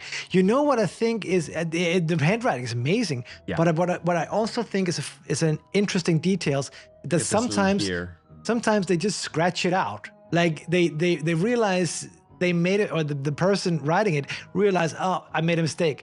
But of course, when you're like 70 pages into a spell book, you can't just, start over. So he just scratches it out. Like, no, we're not going to do that. We're not going to invoke this demon over here. Look at the last line here. Someone began a spell or started a spell wrong and just like, this is not going to work. This is not going to work. Better erase it. I think that it's kind of sloppy also at the same time. Really cool. It makes it even more ominous. But I imagine that this is the kind of book that Windstar carries around with him and writes down his spell in. Of course. We only have one spell. He hasn't really figured out how to write out that telepathy spell correctly. No. We're somehow pronouncing something wrong. Still working on it. It's a work in progress. It is. I think we're just gonna maybe put the spell book somewhere. Can we put it somewhere? Can I put it up here? See it? Just or can we put it more central? Or down here? Oh, I don't know where it fits. We go there. Put it here. Yeah. Just put a spell book for you guys here. Casual spell book. Wizards. 1982. This is older than the game, I would say. Yeah. Very cool. Okay. So, only on the Hopeless Stream. Now we're going to cast the telepathy spell. I'm ready. All right. Should you please roll the... Oh, because you I have not seen any good luck with this telepathy spell so far. I have to say I just have to... Close to... Drink to empower myself. Close to giving up on that telepathy spell. Okay. So if you'll do the telepathy chant, then I'll roll the dice.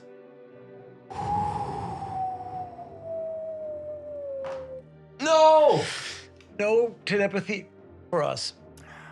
We gotta read that book more carefully. Or we have to rise in knowledge. Maybe we're being a little bit premature. Maybe he gave us a spell that we could aspire to, but not really cast. Yeah. And a whole day went by with us trying to cast a spell, which means that it is only on day 6 that we enter the fisherman's boat and start sailing towards the island. Yeah. What you'll discover now is that when you sail, we travel twice the number of pips that we roll. Great. So do you want to roll something better than what I just rolled? Yeah. And travel us. And must say that it's day 7 that we travel on. And we know that day 7s are not good. Now, day 7 has not historically been good for us. 10. That's 20. Pretty good. So you go ahead and count out 20. But you're on the boat now, or we're on the boat now. Yeah. So, but it's turn 7. So, we're this close to getting the first part of the quest, right? darkness spreads. God. And darkness spreads on an elven tile. No. Oh no, can you see what can happen? Elven tile number 6. Not that one. It's our homeland. Oh, the homeland. It's our village. Oh, No.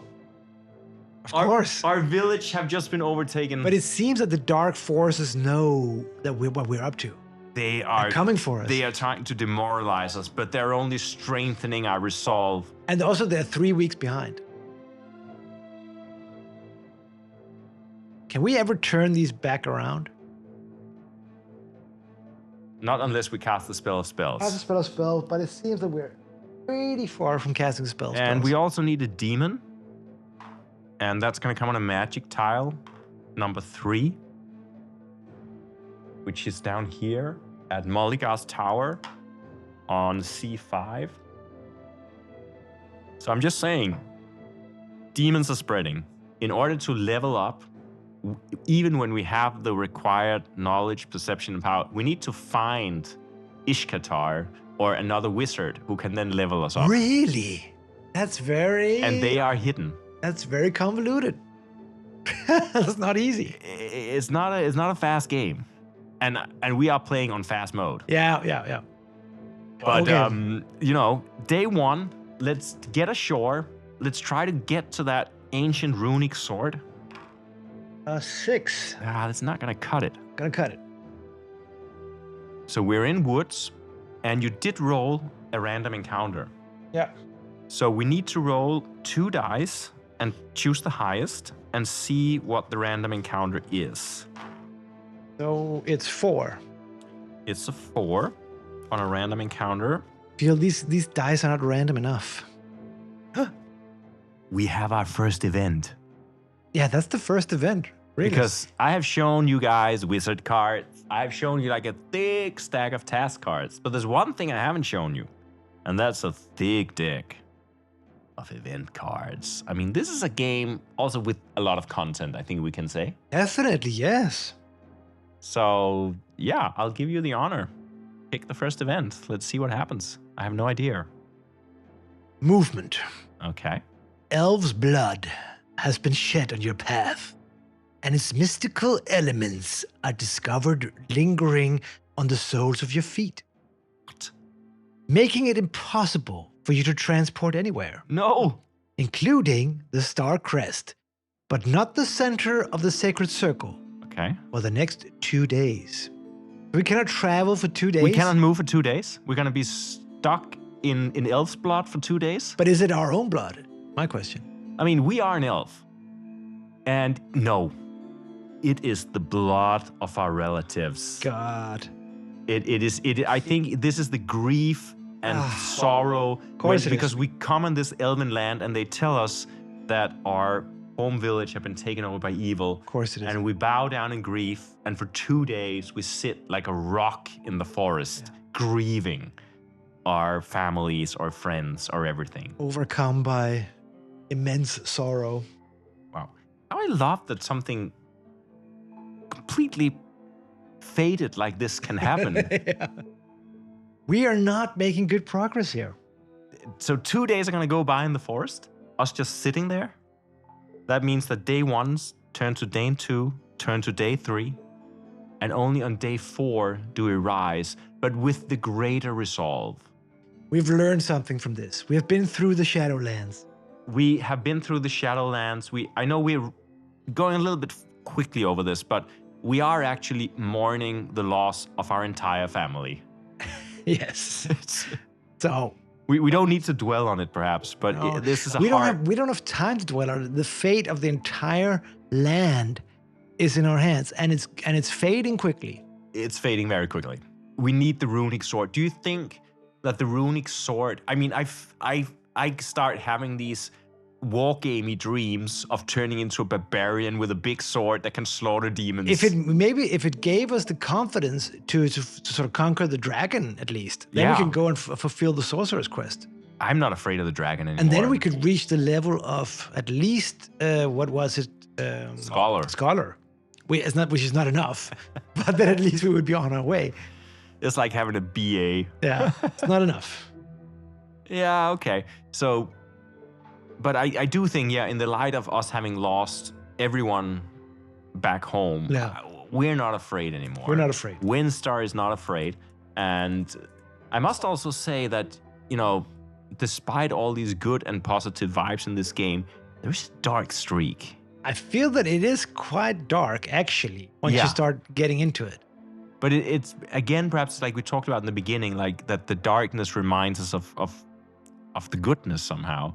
But it's The duality.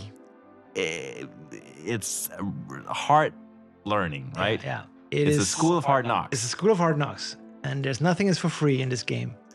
Okay, come on, let's make it to the runic sword. Yes, 9. that should be enough, right? Let's see. 1, 2, 3, 4. 4. This is the Excalibur of the Enchanted Isles. Basically, yeah. We basically just pull out the sword from the ground. But we're on day 4. So we have 3 days to get here, which is going to be very difficult. Nearest boat is down here. It's going to be very difficult. It's gonna be different. Well, the nearest boat Can that we makes swim sense. across? No. No, we can't. No, we can't. What do we want to do here? I mean, because since we're nearing the end of days, do we want to take a boat to the dragon's lair with the runic sword? Or do we want to, or is that too, do we not need to just keep with the quest and follow Ishkatar's? We can't even manage to get the telepathy spell working. So what are we gonna do with a runic sword? We're a wizard, we're not a fighter. No, we have to. I have to try. We have to just travel across. How are we gonna do that?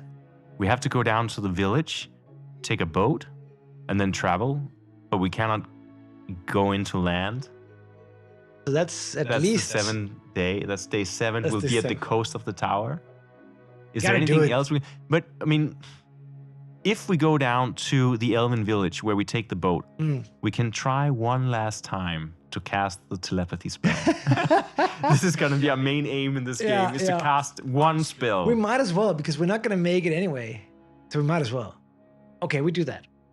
On day 5, do you want to have the honor? See if we can get there. 7. You count it out.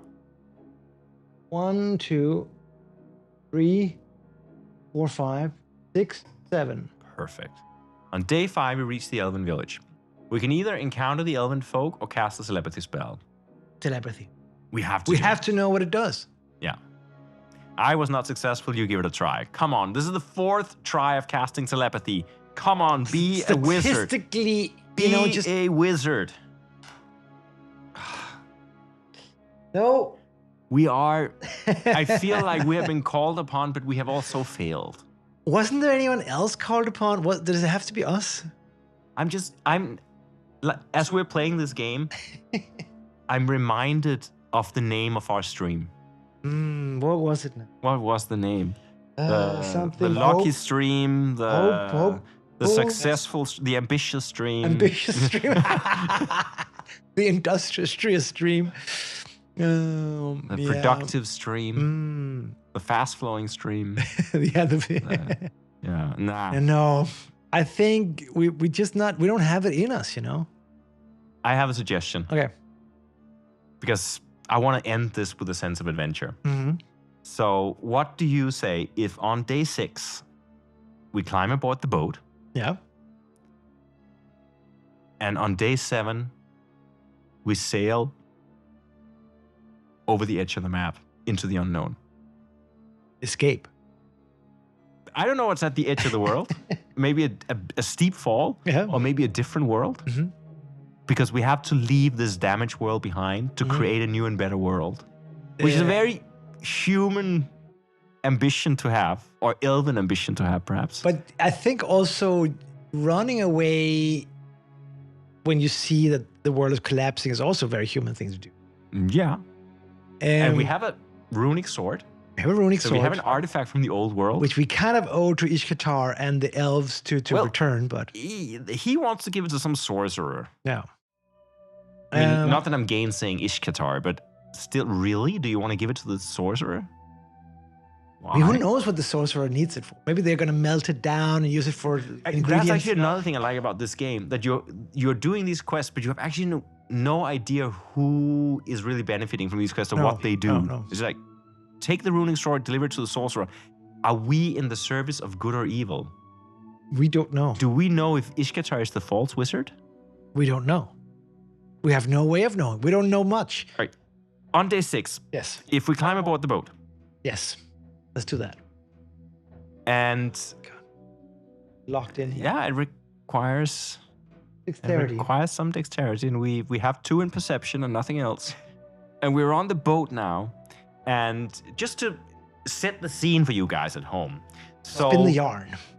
at the end of the 4th week, after we've been called upon to save the Enchanted Isles and have failed desperately Time and time again. and again, we've met a wizard. We've been equipped with a spell, but the spell doesn't work, which leads me to believe that that wizard was a trick, because we were actually guided by the inner voices of Stekken Deluxe to go and seek out the druid. That's true. But we changed our path when we met Ishkatar. We fell for the first and the best trick in the book, or like the first guy to come along. Join my order. Yeah, I was like, oh, wow, someone's asking us. We were so impressed. We'd never been outside the village before. I was so flattered. Yeah. So we joined his order. He gave us a crappy spell. He sent us running for a runic sword that he wanted to deliver to an evil sorcerer. And we had to steal it somewhere. Yes. And now we have to return it to us, or return it is we're starting to second guess the returning part. Or are we just sort of handing it off? And how coincidental is it that of all the islands that could be taken over by evil, our home island was taken over by evil? As soon as we got the sword, it was before actually, but still. But still, it feels, as we talked about before, this game is not chance, it's fate. So, as we set sails west of Glendale, where no elf has gone before, across the edge of the map, it's like, imagine you have a map of the world and it just ends, and we're sailing into that end. This being the cosmic sea, is there a parallel universe? Is there another game of Wizard waiting for us when we shift? I would like to think so. Yeah. I would like to think that we travel off the edge of the map and we start over in a new world, in a new game, and we can try to heal that world as well. And we can fail, and we can try, and we can fail, and we can try. But every time we're going to learn something. Yeah. But the only thing is that as we're standing in the stern of the boat, as the wind gushes into the sail and it spreads out, and we sail towards the end of the sea for one last time, with a pang of nostalgia in our chest, we turn around and we look back and we see the final doing of the demons.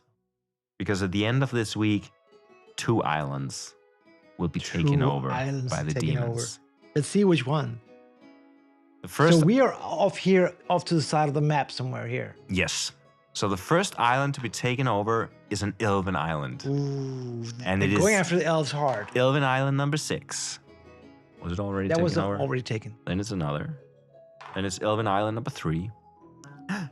It's Edgewood, where we delivered the fawn.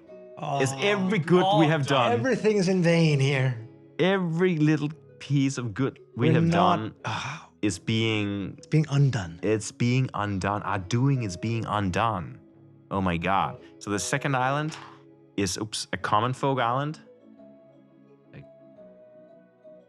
And it's the common folk island number 5. It spreads. It spreads, of course. Oh my goodness. This is what we leave behind. Oh no. I love how this blackness is so distinct on the map. Yeah, it looks great. It looks like holes. It really looks like holes in the world. Yeah. It is great. We lost 4 out of what, 10, 12 islands? In 4 weeks. Yeah. And we accomplished nothing. Yeah. We got 2 in perception and a spell that don't work. And a runic sword. Runic sword. That may have a function in the new world that we travel into. Yeah. And I'm wondering, as we travel into this new world, should we perhaps listen to the music of the new world that we enter? Of course. I can tell you that it's another song by Thomas Mosby, one of the 2 designers of this game, Wizards. It's called We Are One. How beautiful. Let's listen to it.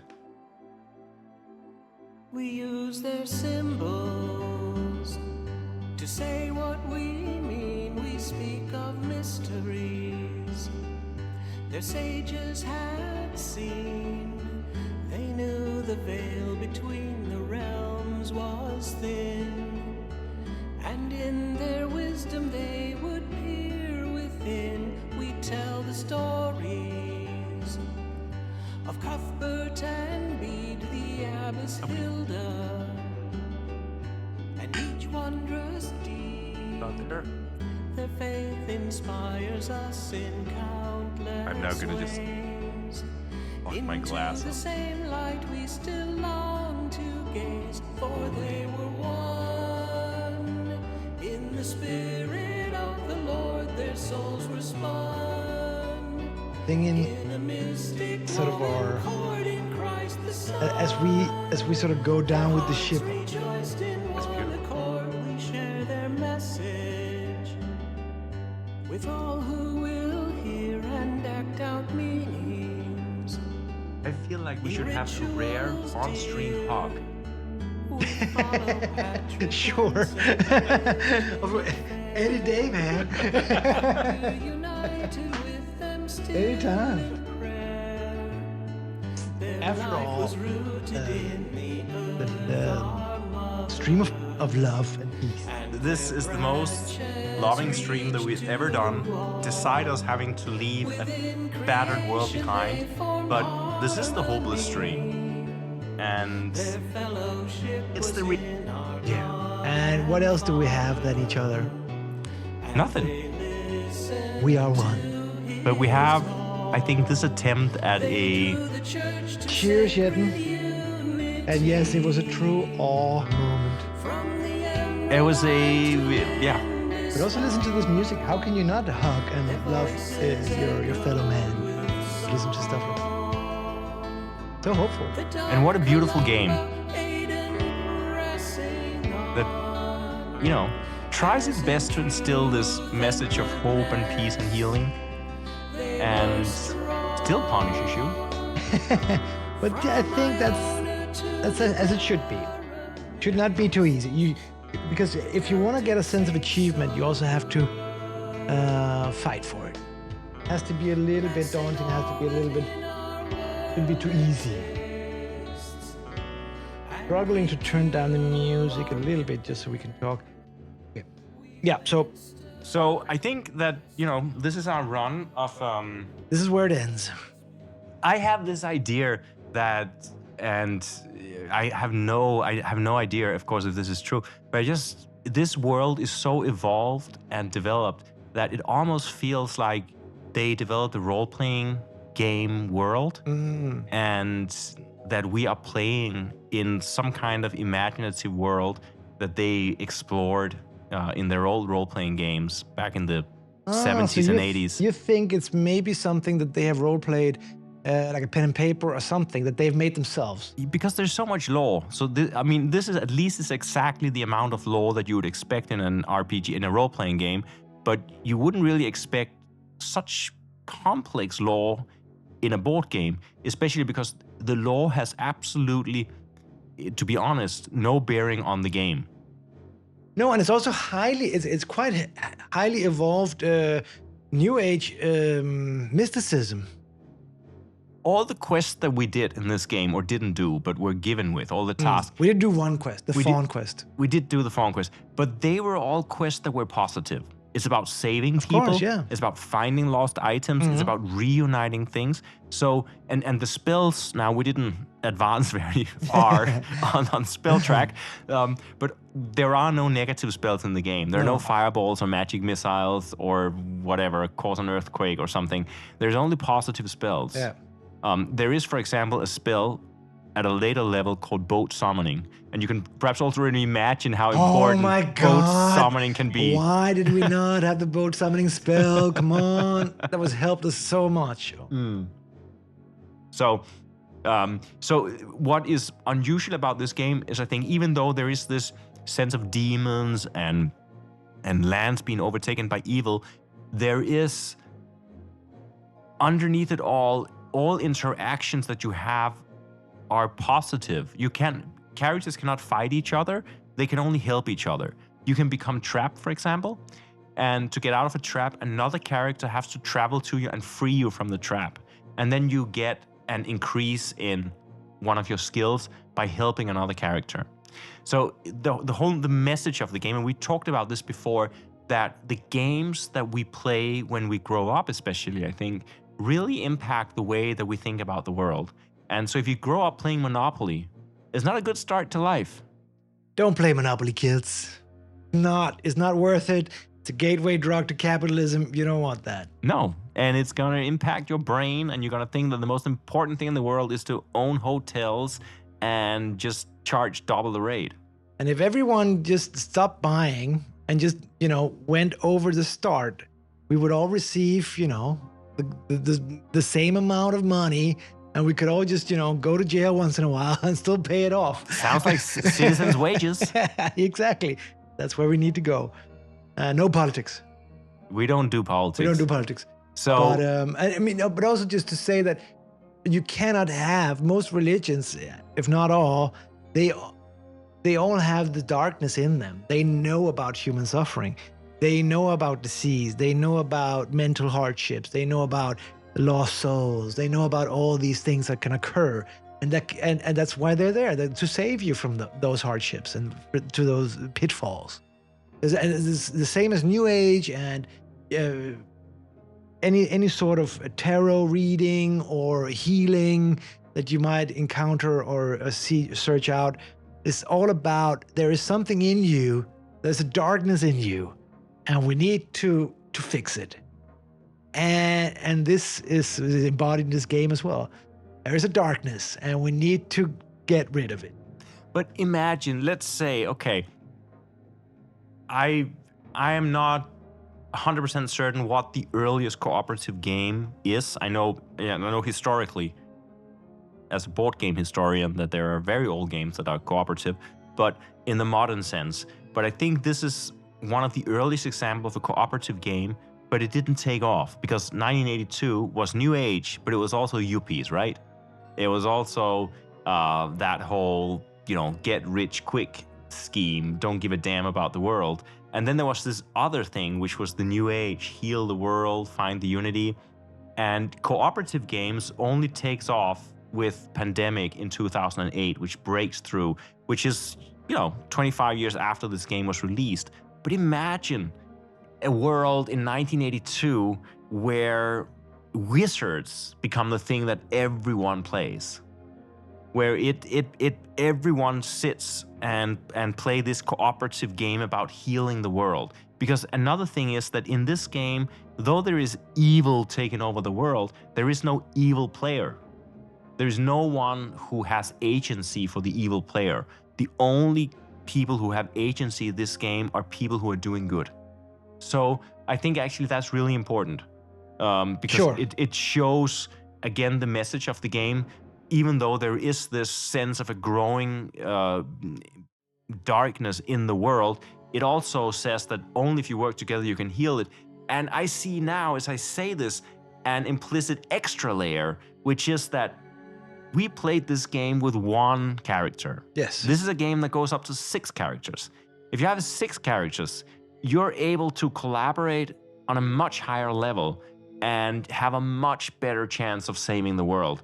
So the implicit message is that if you try as a single person to save the world, I mean, this is very simplistic, but I think this is what the game says. If you try to do it as a single person, you will fail like we did. You need to do it as a collective. Like our final song said, we are one. We are one, but we are one, not like I am. Yeah, exactly. You know, you need. It takes a village. You know, it takes a village. You can't do anything alone. And why would you? What's the point? If it's only you, there's no point to it. We're always trying to seek out these games that do things differently. I think this is a radically intervention in the field of wargaming. Especially because it comes out from a wargame publisher in 1982. The world has never seen anything like this. Probably not since either. So it's this weird sort of offshoot of everything else that's happening at this point.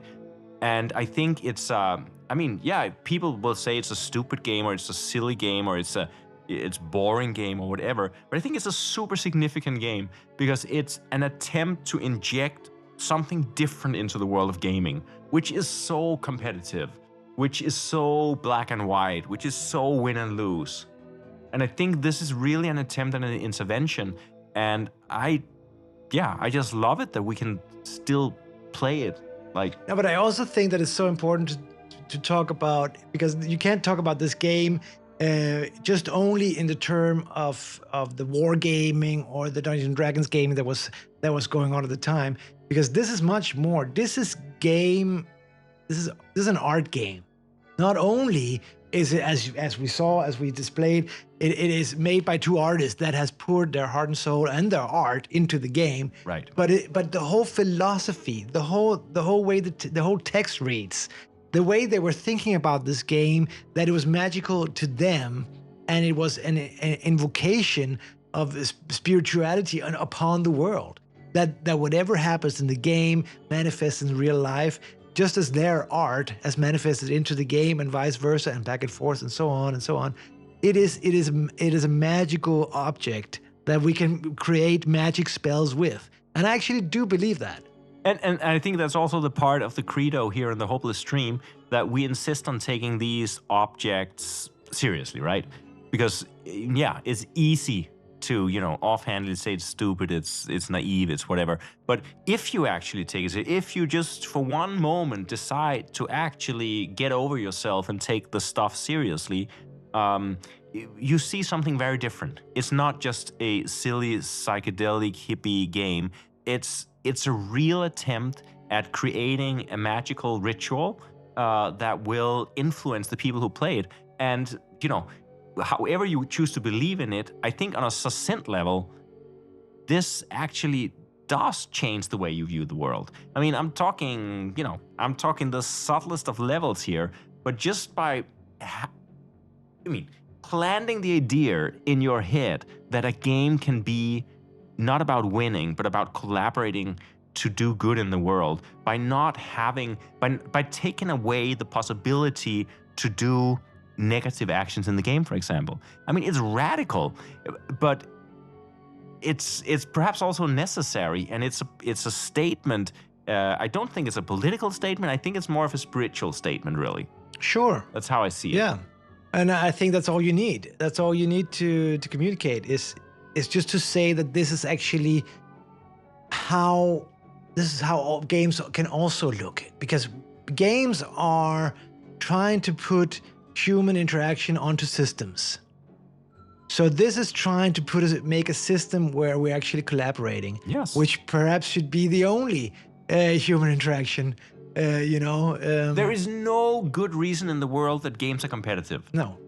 I mean, games would, in a much more fruitful way, just be collaborative all the time. Because what we're after when we play a game is to have a strong social experience. And actually, competitive games, even when they are very good games, tend to be not necessarily good social experiences, because you're competing against someone and there's always a loser.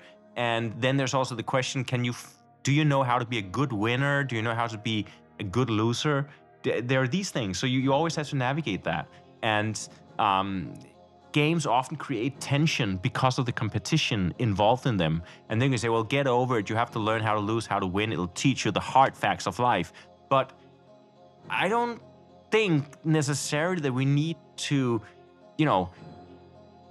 enforce these facts of life. I think we can. How about empower people to work together to solve something in a game simulation? Why is the world would be? I return to this point over and over. The world would be radically different if we played different games. Stop playing stupid competitive games. I agree. Stop winning. Start losing. Stay hopeless. And I think we reached the end of our tether.